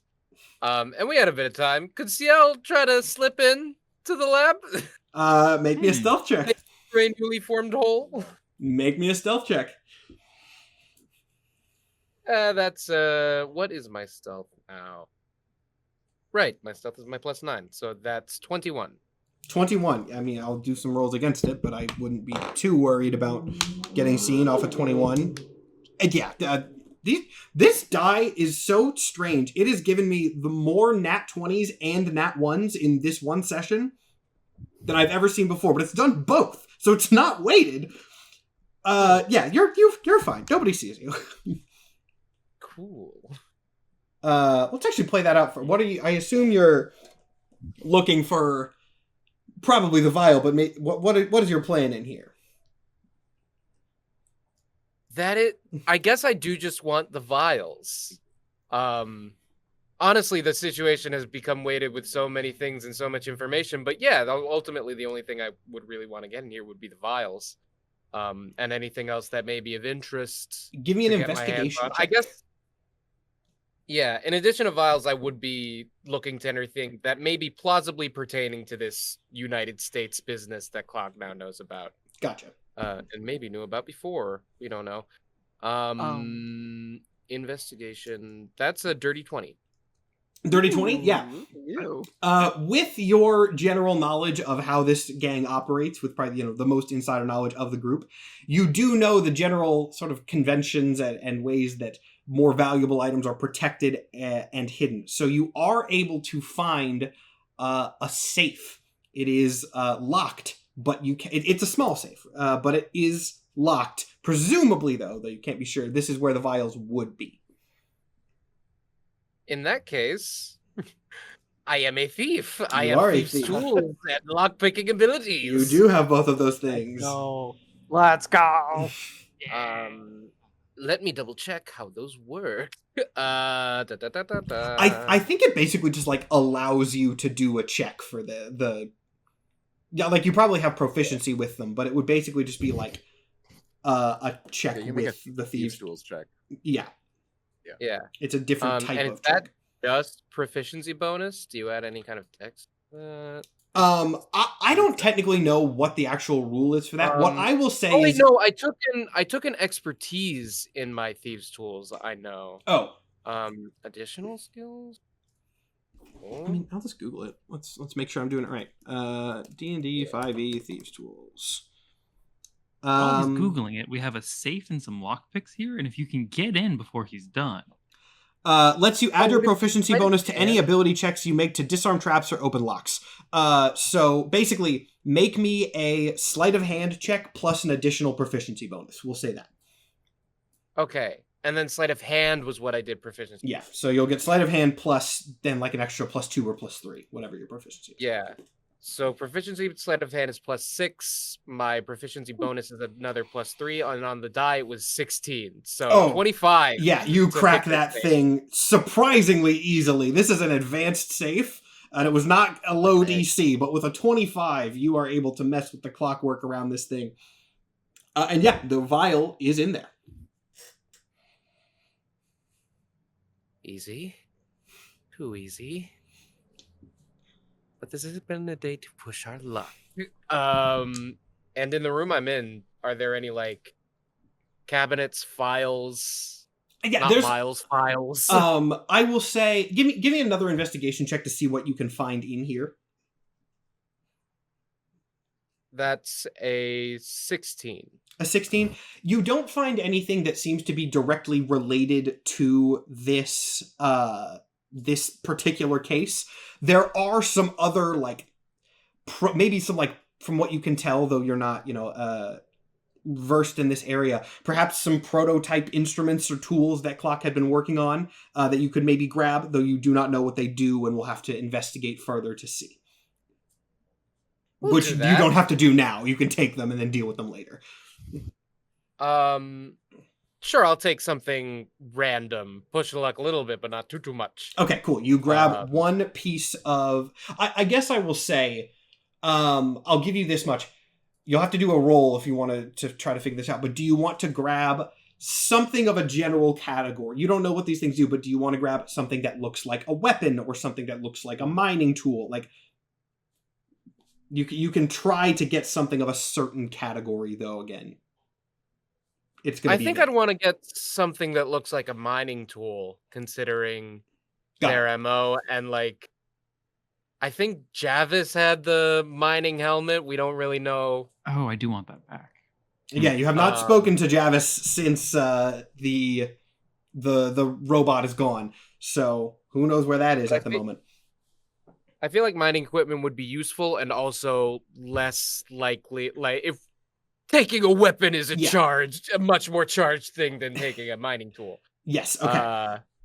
You grab a some sort of prototype. It looks like a tool that you don't exactly understand the mechanics of. You can do checks later to try and figure out what that does. But just put Clock's prototype or something in your inventory, and as things progress, when you have time, you can investigate what that does. Cool. All right. In that case, if I can, CL will clamber out of the building same way he would have gone in. Stealth your way out, and then we will flash back and see what everybody else is doing as this is going on. So stealth check to leave. That was close. That looked like a 1, but it was a 7, which makes that a 16 for stealth. Noted. All right. I'm not going to say how that goes yet, but noted. All right. Flashing back out. Again, all of these scalies, as they are, again, colloquially known, have swarmed this area, claiming to be, taking everybody in for questioning. What are the rest of you doing? CL has snuck away. Javis, you will have to go and, look for. You have to do a perception check or something to see where Javis went. But everybody else, what are you doing with this situation? I think I'm trying to make as much noise as possible while talking to these guards for the rest of my team to go away. Or to be able to get away. I'm under half my health and out of spell slots. If they take me in for questioning, that's a short rest. I'm fine. So I'm just making a big How many are there right now? There's a bunch. That was a fairly large incident that just went down. There's like at least 10 guys running around and possibly more as they're trying to see exactly, like there's some investigating the hole where this thing tunneled out of. There's some, investigating the building. There's a bunch. That is too many to charm. You can charm one and see where it gets you. I mean, none of the other 8 are unaffected. I feel like that's not... I could try it. I want to go up to 1, and I'll be like... I could just get out by talking anyway. I just saw somebody move their thing. You can go off the roll 20 right now unless you are going to attack these guards, which you can do. You don't need to be on the roll. I did briefly look at it. I think I could do that would put us back in combat. I'll go and tell you. Unscripted show. You could if you would like. I'm gonna go up to one of the guards and basically be like, "So I'm a detective. I'm here also in the good grace of the law, investigating and doing those things that you have to do in order to have a society. And it's great working with you, brother-in-law, and not that way, a different kind. And great working with you. I married your sister. I'm going to go ahead back to my office. You guys, when you have like a full write-up, bring it over to my desk and we'll continue to collaborate. Have a good day, sir. And then I just start walking. None of that was a lie, so give me a persuasion check. The only lie was that you're this guy's brother-in-law. 16. 16. All right, I'll Persuasion. insight check, but that's pretty good. Yeah, I mean, he looks kind of confused, but befuddled enough that he does sort of let you start walking away. Oh, and then I'm gonna walk past the guy that let me walk away, and I'm gonna just kind of put my arm over the snake guy and be very clearly like, "This guy's with me," and then we'll leave together, me and Batsby. Okay. All right, so that's 2 people away if we're counting CL. What about the rest of you? Seriously, So I think, real quick, Shepard is gonna try to sneak away as well, considering that he's still on the roof, which he does independent of all of you. So just for note, if you look up for him, he is gone. Where to, you do not know, but he had an advantage opportunity to leave, so he did. Oh, can I actually roll perception to see if how he leaves? Sure. Go ahead and do a perception, and then we'll go over to what Iggy was saying. Okay. So that can be a lead. That's 21. 21. Yeah, you see the direction he goes in. Fantastic. Iggy. So as we established before the Scalies showed up, I was walking away. So I would assume I was a little bit further than Yeah, you can everybody else. out of the direct center of conflict. Yes, I would like to roll stealth to just tuck myself behind some rocks and get, Go for it. And this is a rocky like, environment, as so they're, you can use your... as they're showing up. Are you? I have to take a picture of this. Okay. Is that another? This might be a record for 20s and 1 for critical somethings in an episode of D&Dorks. Okay, so I have advantage on stealth checks in rock. I rolled 2 nat 1s. Oh, No. yeah. And with 2 nat 1s, immediately a couple guards see you and say, "Hey, he's trying to sneak away!" Clearly suspicious. They immediately rush over to you. Are you running? I mean, Be back in combat so bad. Okay, what's your... Oh, and your movement speed's slower than average too, isn't it? It's 25. Yeah, these guys are going to be able to catch up to you. So, man, that was... Sometimes the rolls really just change the outcome of a scene, and that, I think, was one of them. Yeah? Yeah, I mean, they do catch up to you fairly easily, especially with your movement speed being lower than average, so... Yeah. All right.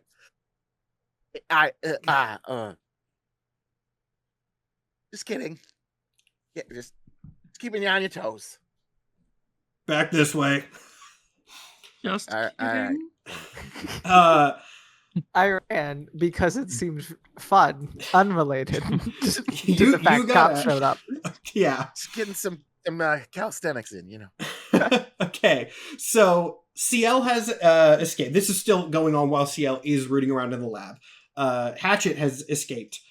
Pine, you said you weren't even trying to escape, correct? No, take me in. I fought this monster off with my crew of only the people that you see here and no one else. There was no one else here. And we did an amazing job. We deserve a reward. I can tell you everything if you want to question me, though I am injured. So I think some potions would be good. Truly, I have done not just your work, but the work of a saint, and shall be treated as such. Escort me away. Take me with you. Do as you please. Okay, well, with I'm a that, hero. We do now have a bit of an unexpected party split. We will see how this goes, but... Can I, real quick, so you can do cantrips like as much as you want, right? Yes, yeah. You don't have like a limited resource on cantrips. Okay, can I minor illusion a whisper in all 3 of their ears that's like somehow regroup with me? Or that is a different spell because they're well, like... it says you can create a sound. Its volume can range from whisper to scream. I don't know if the sound entails an entire intelligence. Well, no, that's actually an interesting... Like... That's interesting. Although it does weird that he uses speech-based volume It indicator. can be your voice, Minor someone else's illusion voice. 5. Yeah, let me. I've never actually thought of this before, but let me Right. look. I mean, technically, the spell that you're talking about is a message. Like, is I what know, you're but I don't but have that's that a one. good. That's a good. No, I know. I'm. It does even say you I'm can just- make discrete sounds at different times Yeah. before the spell ends. And what is a word if not a discrete sound? So Yeah. And I Yeah. guess it is different Wow. from message because with Nikhil? message you can telepathically use a target, Yeah. where Nikhil, these noises this are is the technically worst. out loud. Nikhil, congratulations! You have just used a spell in a very creative way that I've actually never heard before. I'm Yeah. This is awesome. You create a sound or an image of an object within range that lasts for the duration. If you create a sound, it's volume can range from whisper to a scream. I will say the range is only 30 feet, so you would have to sort of double back around, but that's doable. Well, I mean, I was just Um, kind of going to do it as I was leaving. Yeah, that is doable. 15 years of if you- D&D, okay. I have never. Amazing. If you create Voice is sound, not it allowed, can be but as your long as we're going to voice. be cool with it. The that's sound fine. continues unabated through the duration, This is or awesome. you can make discrete. Yeah, I have no reason to believe that wouldn't work. I think it fits rules as written. This it is the fit- coolest it- interpretation It of fits rules as written, and I'm very impressed. Yeah, you are able to communicate this. Yeah, so I basically say, somehow get free, then meet me at my office. Yeah, and you even saw Shepard leave, so you can do that to him as well. Okay, wow. Yeah, good job. So now, even with that regrouping happening, we do still have a bit of a party split as Pine and Iggy are going to get taken in for questioning. But the others, I mean, you are able to go and regroup at Hatchet's office. I guess, and I'll sort of leave this to you guys. Which one do we want to do first? They're going to be happening roughly. Well, actually, one in theory would happen first because you guys are closer to the castle than you are Hatchet's office at this point. So, from a timeline perspective, the questioning would happen first. Here's the question though. Do I want to say that people not involved in these scenes have to take their headphones off? Because I think in this case I am. I think these are separate enough cases. Do that, because I have to go to the restroom anyway. Perfect. Okay. So Mike and Nikhil, you guys get a break. We're going to do the questioning first, and then we'll split. And that actually might time out well for the end of the episode. We'll do those two scenes, and then that should... Okay, great. That worked out fantastically.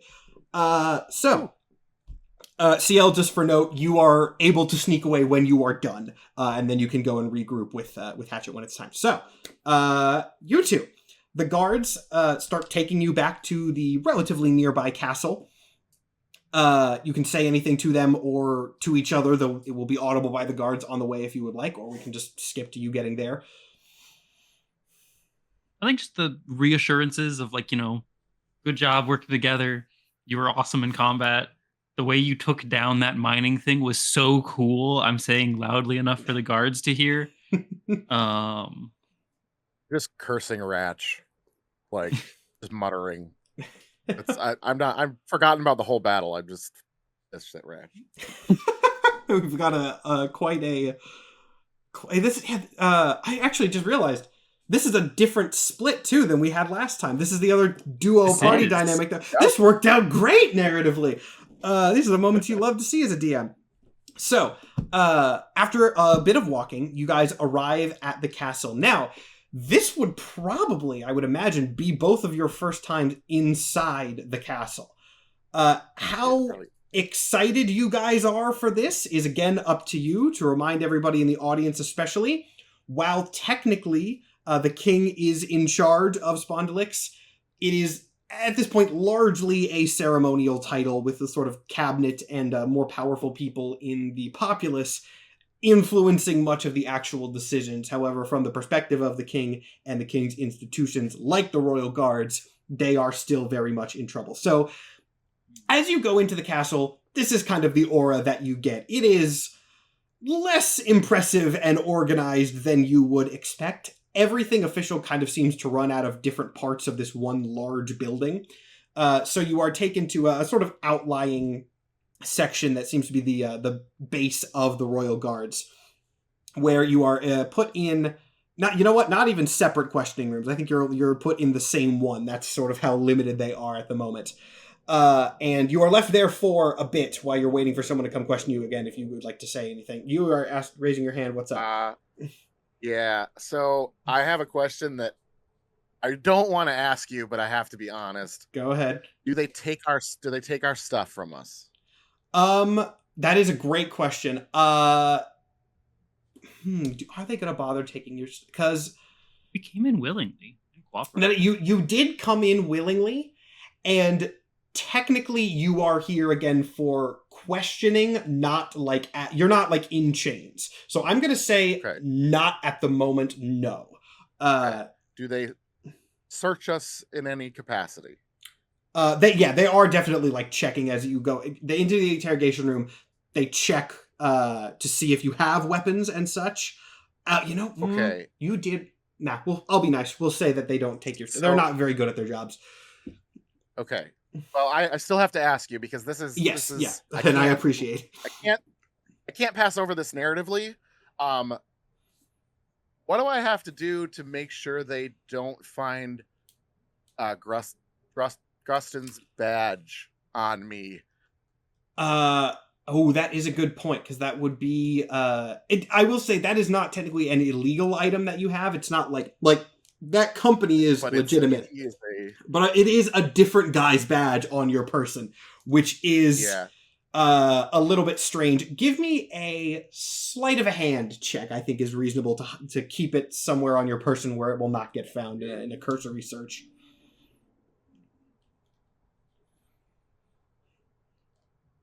Okay. You know what? Yeah, I'm gonna save it. I still have that bardic inspiration. I'm gonna save it. I do. That's an 18. How long does bardic last? No, it's like an hour, isn't it? Okay. 18 without it. Yeah, you are able to keep that effectively hidden. Okay. All right. Anyway, we can proceed. Sorry. Yeah. No. You're good. I appreciate you raising that. You guys are in this interrogation room right now. Again, you can wait if you would like, or if you have, you have a moment to discuss amongst yourself if you want to make any sort of plan or anything, or you can wait for someone to get here. Your call. I'm going to look at Iggy and be like, this is a perfect opportunity. We have 2 crime lords that are now at each other's throats, and we can add a 3rd faction to the mix. Just kind of point them.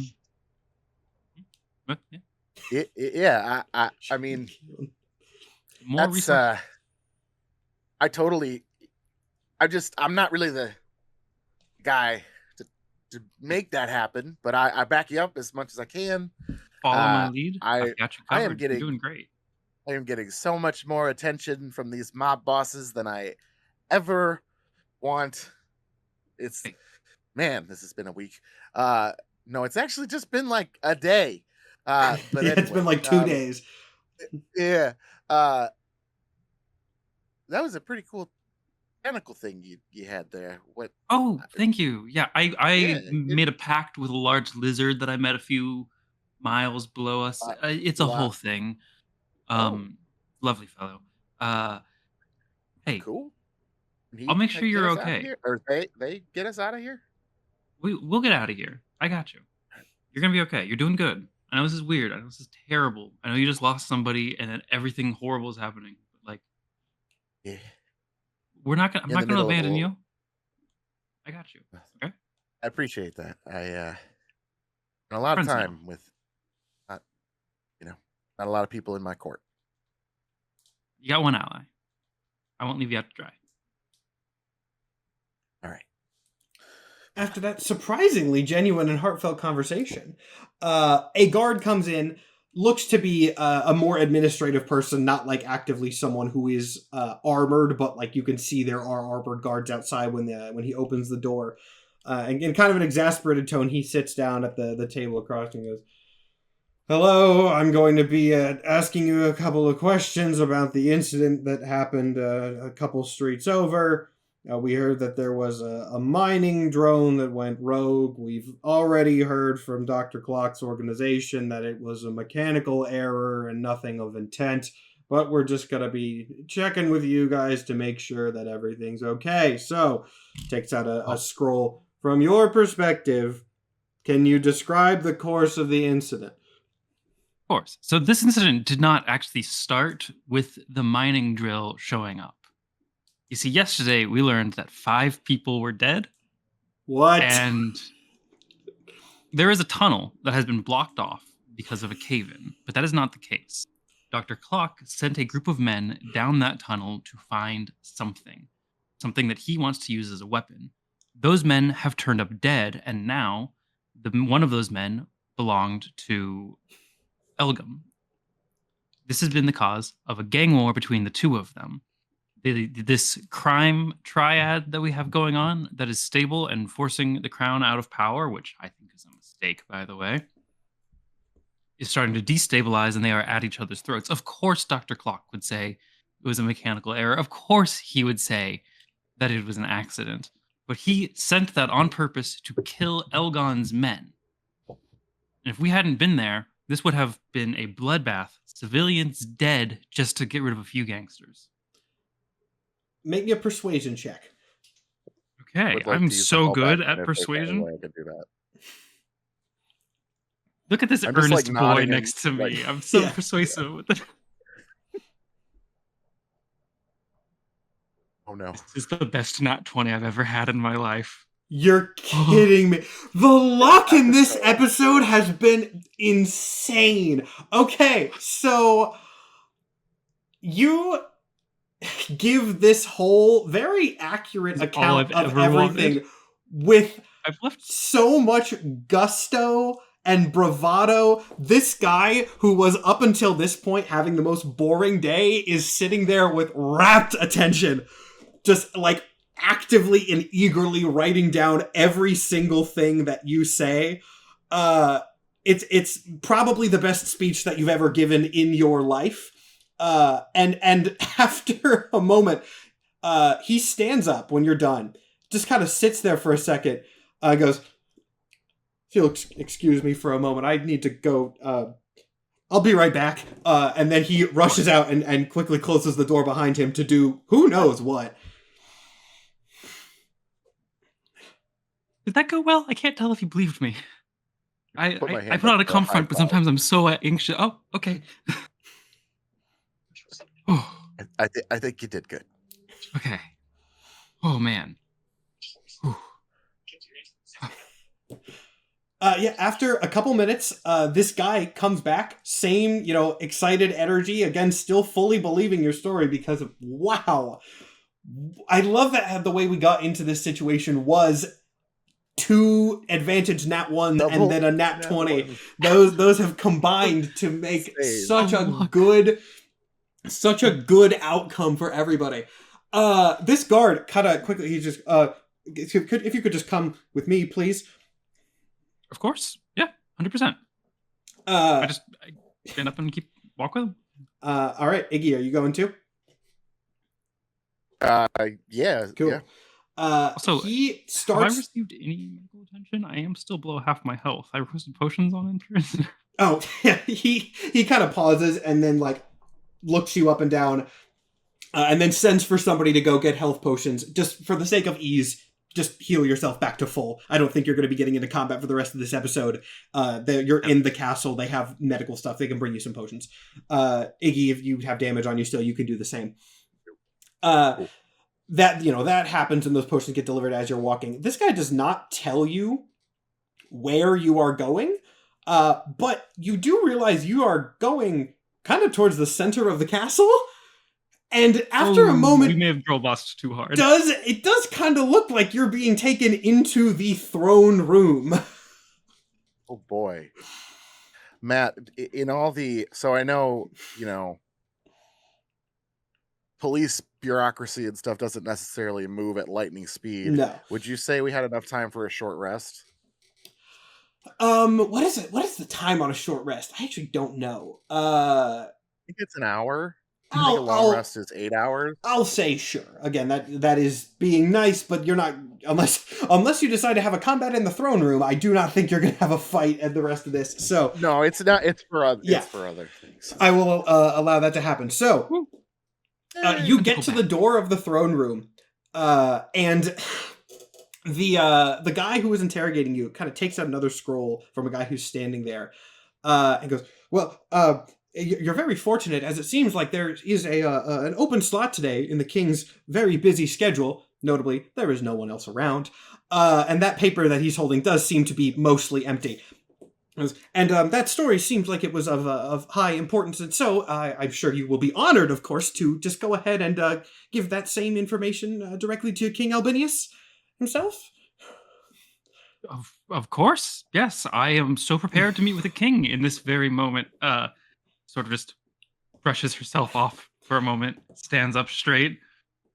And with that, the door to the throne room is pushed open by the two guards that are standing there, and you walk into a very large, very ornate chamber that is, again, largely empty, except for a couple guards, a couple bureaucrats, and sitting on a throne, the oldest goddamn lizard you've ever seen in your life. This man, at first glance, might be mistaken for the shed skin of a lizard, but as you go in, heralds blow their trumpets.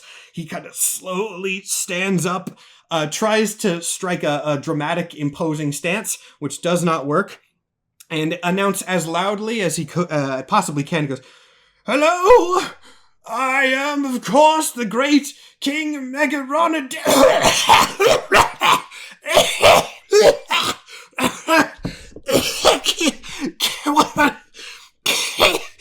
King Megaronidis Albinius! You may bow! I will absolutely bow. And he does not give you any sort of indicator of when it's appropriate to stand, so you can bow for as long as it, feels appropriate. But after a moment, if you do not stand up, which I will leave to you guys, he will continue. I've been told that there was an incident with the mining robot that went a bit awry, and you are going to tell me what happened? He kind of looks to a guard for confirmation, who nods. Yes, go ahead. Indeed, Your Majesty. So it's more than just an incident with a mining robot. It is the start of a gang war in your city. Is this the auditory hell we were promised last week? Yeah, you know the answer to that. Bad. It's so bad. I practiced this. You see, sir, yesterday, 5 men He makes were one dead. much louder sound and coughs up what seems to be a whole dead rat, which is quickly swept away by one of the guards, at which point his coughing fits seem to calm down slightly as you continue. My apologies, sir. Yesterday, 5 men were killed in a mining tunnel, and the mining tunnel was sealed off as if it had been collapsed. It seems somebody has infiltrated the knights and is able to manipulate in that way. But these men who died were on a mission for Dr. Clock. With them, Dr. Clark. Yes, him. With them was one of Elgon's boys. Who? Elgon. Elgon? Local, Grant. yes. Local businessman Right. / gang leader Elgon. Elgon wants revenge for the death of his boy and has sent men to confront Dr. Clark. Dr. Clark didn't want that to happen and released a rogue mining machine in the middle of town to wipe out Elgon's men and also kill your subjects. They What? clearly do not respect the crown. They think they can do whatever they wish and walk all over the citizens. But we cannot be going against this fine monarchy, sir. Good job. Give me a persuasion check with advantage for that last bit that you added. Thank you. Let's see, that is a 17 plus 3 is a dirty 20 this time. Dirty 20. He doesn't seem to be parsing a word that you're saying until you get to the point about disrespecting the crown. At which point you see him and very solidly kind of hone in. Well, we certainly can't have that. Thank you for bringing this to my attention. I'll have them all killed at once. At which point one of the guards kind of steps over and goes, no, sire, that's not, we can't do that. And he goes, oh, I'll have them all knees broken. At which point the guard kind of stops him again. We'll bring them in and ask some questions. Sir, if I may, perhaps you should let me take control or command on this. Put your guards under my leadership. I've been working this case for a while, as it were, and I believe I could guide them to properly uphold your will and your power. This is a really funny situation. Give me a persuasion check with advantage. I love to hear it. There's a 19 plus 3 is Goonboss 22. Gatekeep Goonboss thing was like prophetic. well, the funniest thing about this is that King Megarodades Albinius sucks, as I think we all figured out, but he's also a little racist, and you're also a lizard. So that's a plus in your favor, which is why you got advantage on that. He's like, well, you seem to be a fine family, so sure. You seem, yes, you. He points at one of his guards. Get this fine young man all of our best information immediately. The guard, it seems, again, very sort of distressed at this and tries to protest, but you got a 22 on the persuasion, so King Albinius is quite set in his ways. He goes, go on, shoot! Bring me another rat! At which point the guard runs off. Excellent, this worked out quite well. Yeah. So, I mean, it's going to be a minute before anything happens here, but you can say anything you like, or you could just kind of awkwardly wait in this throne room here. I think I'll just thank the king. And I think I shouldn't say anything else. Why? What else? What else can words accomplish in this situation? We just got knights. After a moment, he's gonna turn to Iggy, who has not spoken this whole thing. Goes, "Who are you?"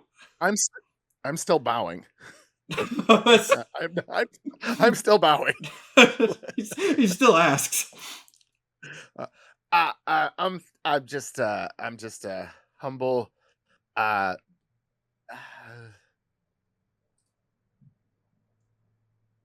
Humble citizen. Good. Did Did you help with the thing with the guy? I did. I was He the killed one it, who sir. defeated it. Oh, He's a hero. you're so small. How'd you do that? I have skills. Particular set of skills. What skills? I'm also pretty lucky. Is your skill just being lucky? That's not very good. It worked. Yeah, I guess sure. Where's my rat? He kind of keeps going. He turns to a separate guard and goes, "You bring me another rat." At which point, a moment later, that guy goes to get a rat. The first guard then comes back with the rat that was requested the first time, as King Albinius seems to have forgotten that he had asked a second time. But this guard comes over to you, Pine, and presents you with a very hastily written scroll that is an official decree. Actually, I guess he brings it over to Albinius, who signs it first, and then brings it over to you, Pine, that seems to be essentially like official documentation allowing you to investigate this with, all the power of the King's Guard. Who knows how helpful that will actually be in the public, but it is certainly something. Excellent. Thank you so much. And then, I mean, yeah, at this point, do you have any other questions or No, I think we're good. Yeah. Oh man, do I want to? That was your I chance. was lucky. No, I mean, no, you can ask now if you want. Yeah, there's still. Is Is there any sort of reward for protecting the townspeople? Yeah, I guess that probably should be something that we have. Give me a persuasion check.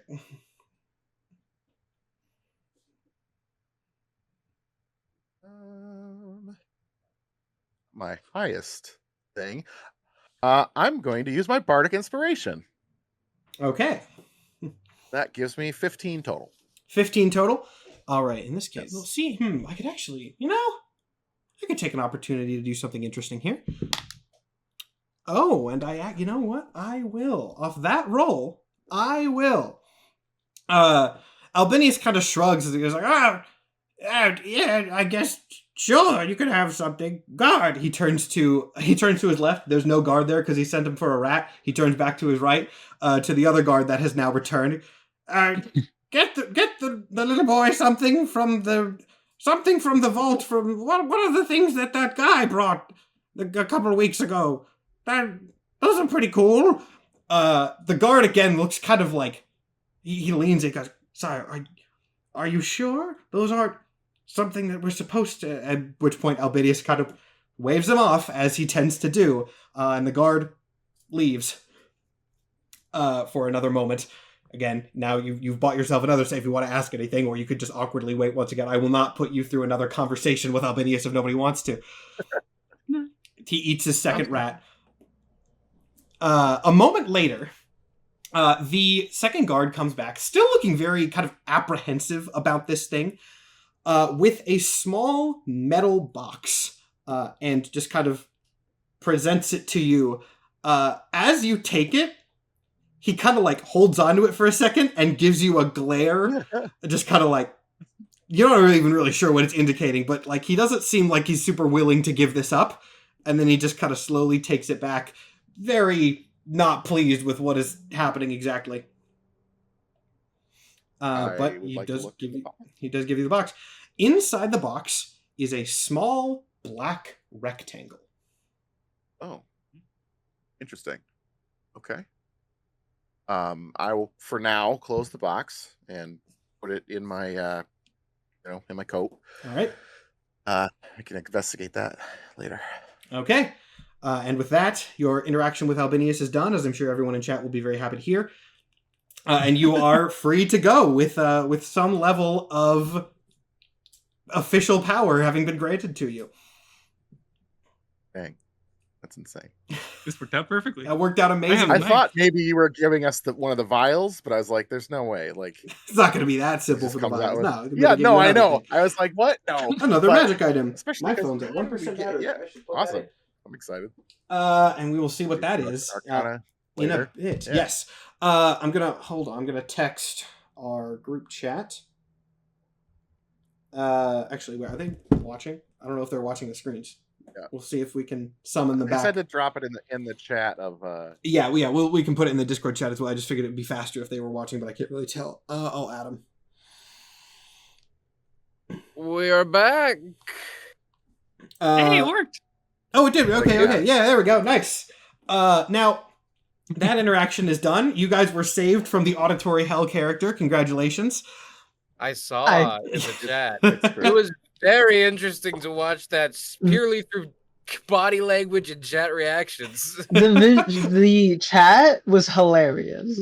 I'm sad we missed the auditory hell character. Oh, you'll probably interact with them again, given what happened. Oh boy. Nothing happened. Everything's fine. Well, I don't believe that. We're now going to. Are you guys coming to the meetup? Or Nikhil, your mic switched inputs, by the way, and it is much. I don't know what happened, but it's much lower quality than it was. Oh, did it come unplugged? Do you need Jake and I to get out of here? I was about to say I don't think so. I will check with Hatchet and CL. Everyone's going and regrouping at Hatchet's office. If you guys have like secret plans that you want to discuss, that you for whatever reason don't want Jess and Jake to hear, you can do that. But like, this is an interaction purely between players, not NPCs, other than like maybe Shepard and Catsby. So there's not like a lot of secret information that's going to be presented here. Does Shepard come, or is he just gone? No, Shepard comes back to me because you did signal him, so he eventually meets back up. I mean, it takes a second for everybody to get there. but eventually you guys all meet up. Now, you do sort of have options here. You can just wait. You can try to do any sort of like escape plan or breakout if you would like. We can just again time skip over this. It is in your hands. Have any discussions that you want? Ballsy, you're waiting. I think of all people for Ratch to be stuck alone with, CL is probably the least person to scheme with. That is true. Mike, if you have something you want to do, I'm open. Well, I am going to show. The group is Shepherd, Ratch, Jarvis, and Batsby and Catsby. I don't think actually Javis. I don't think met up with you again. Javis went back to do something else. Batsby, Shepherd, Catsby, me and you. Yes, correct. In that case, I will show the group that I got the bottle from the lab. So... Oh, Catsby's immediately going to be like, "Hey, give it here! Come on."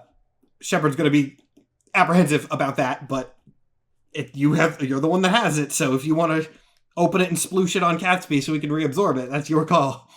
At this point, Catsby's been very helpful. He was giving up his bits. We've given him more bits. He's never hurt us, genuinely. That is true. I think we helped the cat at this point.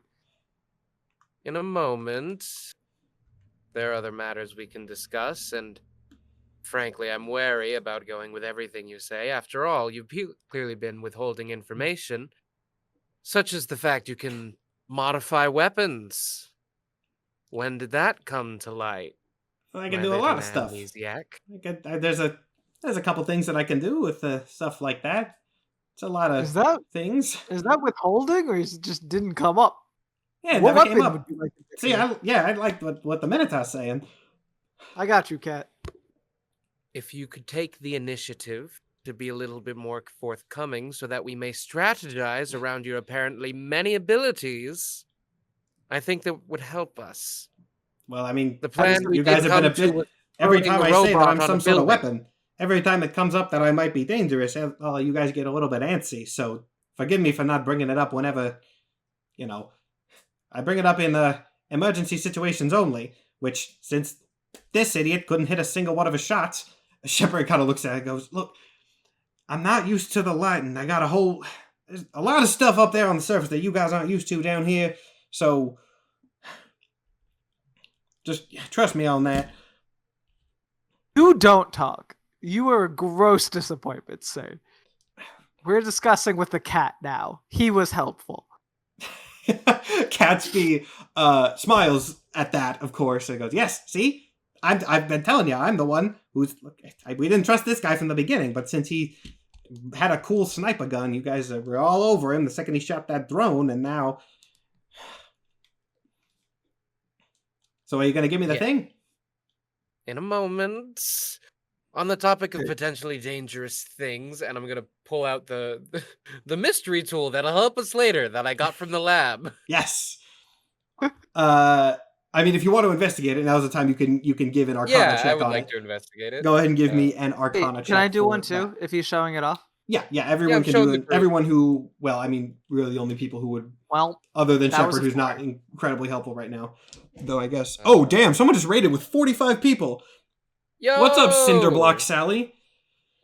You guys came 10 minutes after crap! You guys came 10 minutes after the NPC who has a horrible coughing problem. Congratulations, you missed the worst auditory experience in the episode.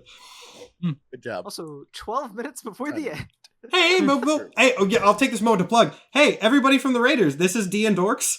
We have a whole bunch of previous episodes from different campaigns, and this on our YouTube and Spotify and everything. You can find it if you go to D&Dorks.com. We've been running this show for like almost 2 years, so there's plenty of old campaigns. But this campaign, Minor Infractions, this is episode 3, and it is unconnected to our other ones. So if you want to jump in at a new campaign, the first 2 episodes of this are available, YouTube, Spotify, everywhere else. You could just start right there, pick up, don't have to go through any of the backlog. And then if you want to go through the backlog of our old campaigns, they're all available for you. So I hope that you go and check them out and enjoy. What were you doing before I decided to plug everything, Nikhil? I did Arcana, but I got 4. You're a 4, right. Yeah, on the mystery tool that'll help us later, I got a 6 on the Arcana check, so maybe Batsby wants to see take a swing at this. To continue for Cinderblock Sally, it says your stuff is great, been a fan for a while, love your games. Thank you, Cinderblock Sally. Shepard is going to also roll Arcana. I mean, he's not going to be super helpful towards you guys at the moment, but he is there. Batsby is just a dude who is muscle for a gang, but sure. Whoops, I dropped my die, and I don't know where it went. I have more. I'll find that later. Yeah, no, he has absolutely no idea what this is. You guys are not sure what this device is. It's experimental, not designed for, like, easy user understanding quite yet. I mean, it's still in your possession. You can take it to somebody or try again later, but for now, still a mystery. Well, that Don't was the know what only that other- is, but thank you for showing it off. If the cat agrees to be more open, can you give him the part of him that he needs? Look, I don't think y'all are going to listen to me right now. That's not a good idea. He's been helpful What? as it He's more helpful than you. If you would like to make a convincing argument, then perhaps you could enlighten us as to what exactly Catsby does. We saw you shoot gold at the monster and the gold seemingly spread. What was that didn't. about? Didn't seem to It's do like much. some It's a sort deal? of reality manipulation. It's complicated. I said it was interdimensional nonsense. It's more... Look, to put this simply, though, I'm not sure in terms y'all will understand. This, he gestures at you, and then kind of at the world at large. This seems like more of a fantasy situation, and that, he points at Catsby, that is more in the realm of sci-fi. It's a bit of a disconnect. No, this is real. This is reality. Yeah, but also you're a minotaur that lives underground. This is going to be complicated. It's to very explain. normal. It's a very average thing. We all know minotaurs who live underground. No, I mean, to make a point, I'm not sure how I'm going to convince y'all of this. Look, Cat's dangerous, reality manipulation in some complicated sense, but he's been relatively helpful so far, and if your enemies were able to deploy that goddamn robot on us, suppose giving him one more of his resources could prove useful. Good, because I did not find your genre-based counter-argument compelling. I didn't think it would. And yeah, well, let's give the cat the gold drink. Let's do it. You sploosh the vial of liquid gold onto Catsby, who once again, there's a little glowing pulse through his body. Interestingly, though, this time, you see that he actually grows in size slightly in a little, like, there's a little bloop sound. Not massively, he's still cat-sized, but a larger cat. But as this little gold pulse goes through and he grows, he starts moving again. With the whatever arcane effect Shepard put on him seemingly no longer enough to bind whatever power is contained within this strange creature. So he kind of quickly leaps off of his little tie on Shepard's belt and starts bouncing around in, again, the sort of rubber hose animation style, very happy to be free of this. He goes, thank you, fellas, you're not going to regret it. I swear we're going to get this handled. I'm going to go back where I came from. I'm not going to be used as a super weapon. Some of you might die. I can't necessarily guarantee that, but we'll see how things go. Okay, wait, you know? whoa. Not So from, you I should have been remember- more clear. Not from me. I'm not going to be the one that kills you, but there was like a robot. That was pretty dangerous. You remember more of your past now? Do you remember who killed those people? The shadowy figure? Oh, yeah. He kind of thinks for a second. He goes, well, I do remember somebody. It wasn't him. He points at Shepard. Definitely wasn't him, so that's progress, I guess. But it was definitely somebody from the same sort of area. Somebody from the surface world, which I know you guys aren't going to have the context for, but... Oh, wait. Now that I think about it. He kind of pauses for a second, still sort of considering, like, parsing out the memories. He just got the pits back. They're still sort of rearranging. But he does have clearly some more information. He goes, it's going to take me a second to work all this out. But I swear, hand over my heart. He puts his paw over his chest. He goes, I will tell you when I got it all handled. It'll just take a bit. Can I insight if he's You lying can, again? you can insight that. Beautiful. I think you're full of shit, Catsby. A 17. He actually does seem to be genuine this time. It's nice. I will say, since you got a 17, I'll go ahead and give the situation insight. Shepard seems antsy.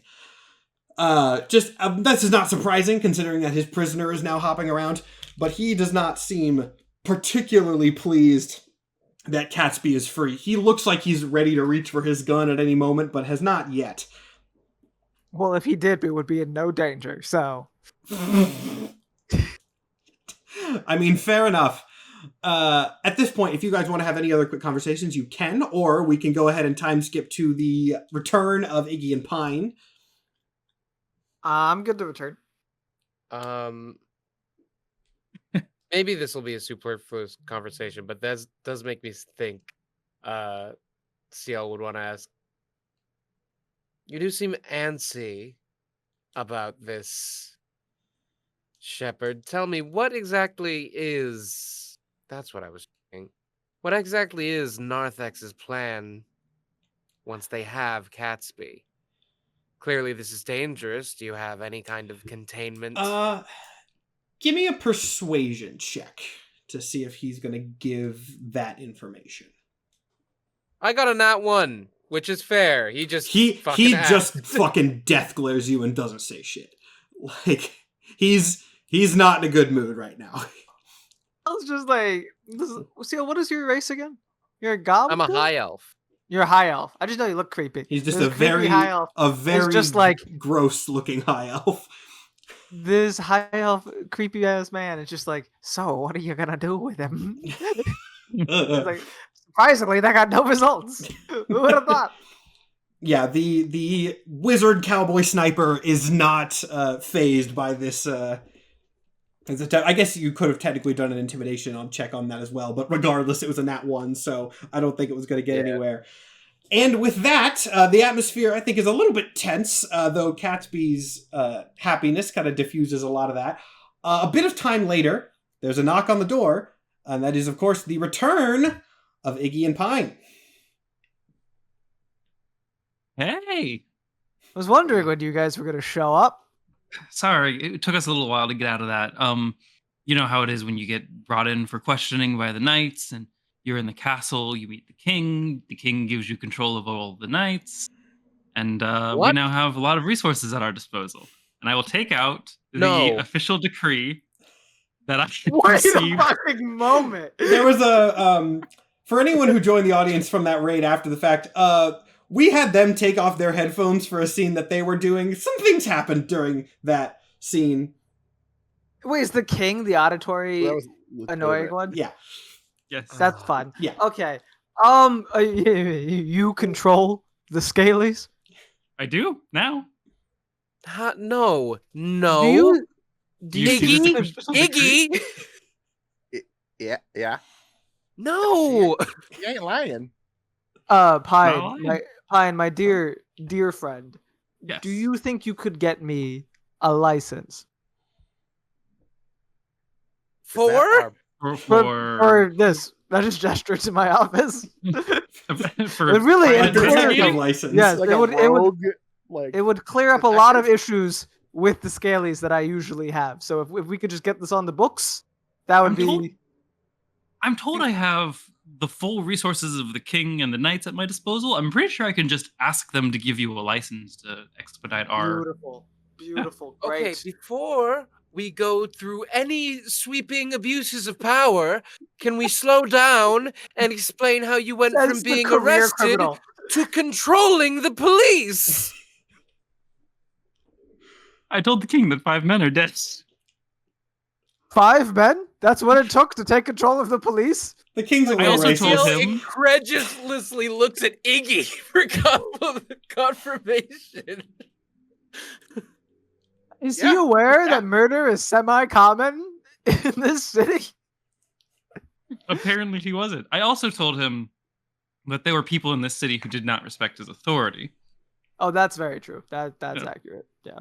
Extremely such, which is why I didn't bring any of the knights back here with me at this moment, because, I mean, we don't particularly respect him either, and I need you all to know that we have to pretend to respect his authority in front of the knights that we are working with in order to maintain this control. not a fan of working with the Scalies.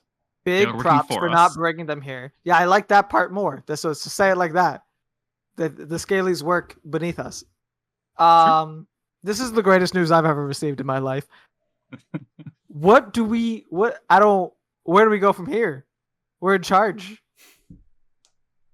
Yeah, I mean, it should be a lot easier to get Catsby's gold. Also, Catsby, you're free. I see this, and I am happy for you. Thank you. I got one of my bits back thanks to the slime guy over there.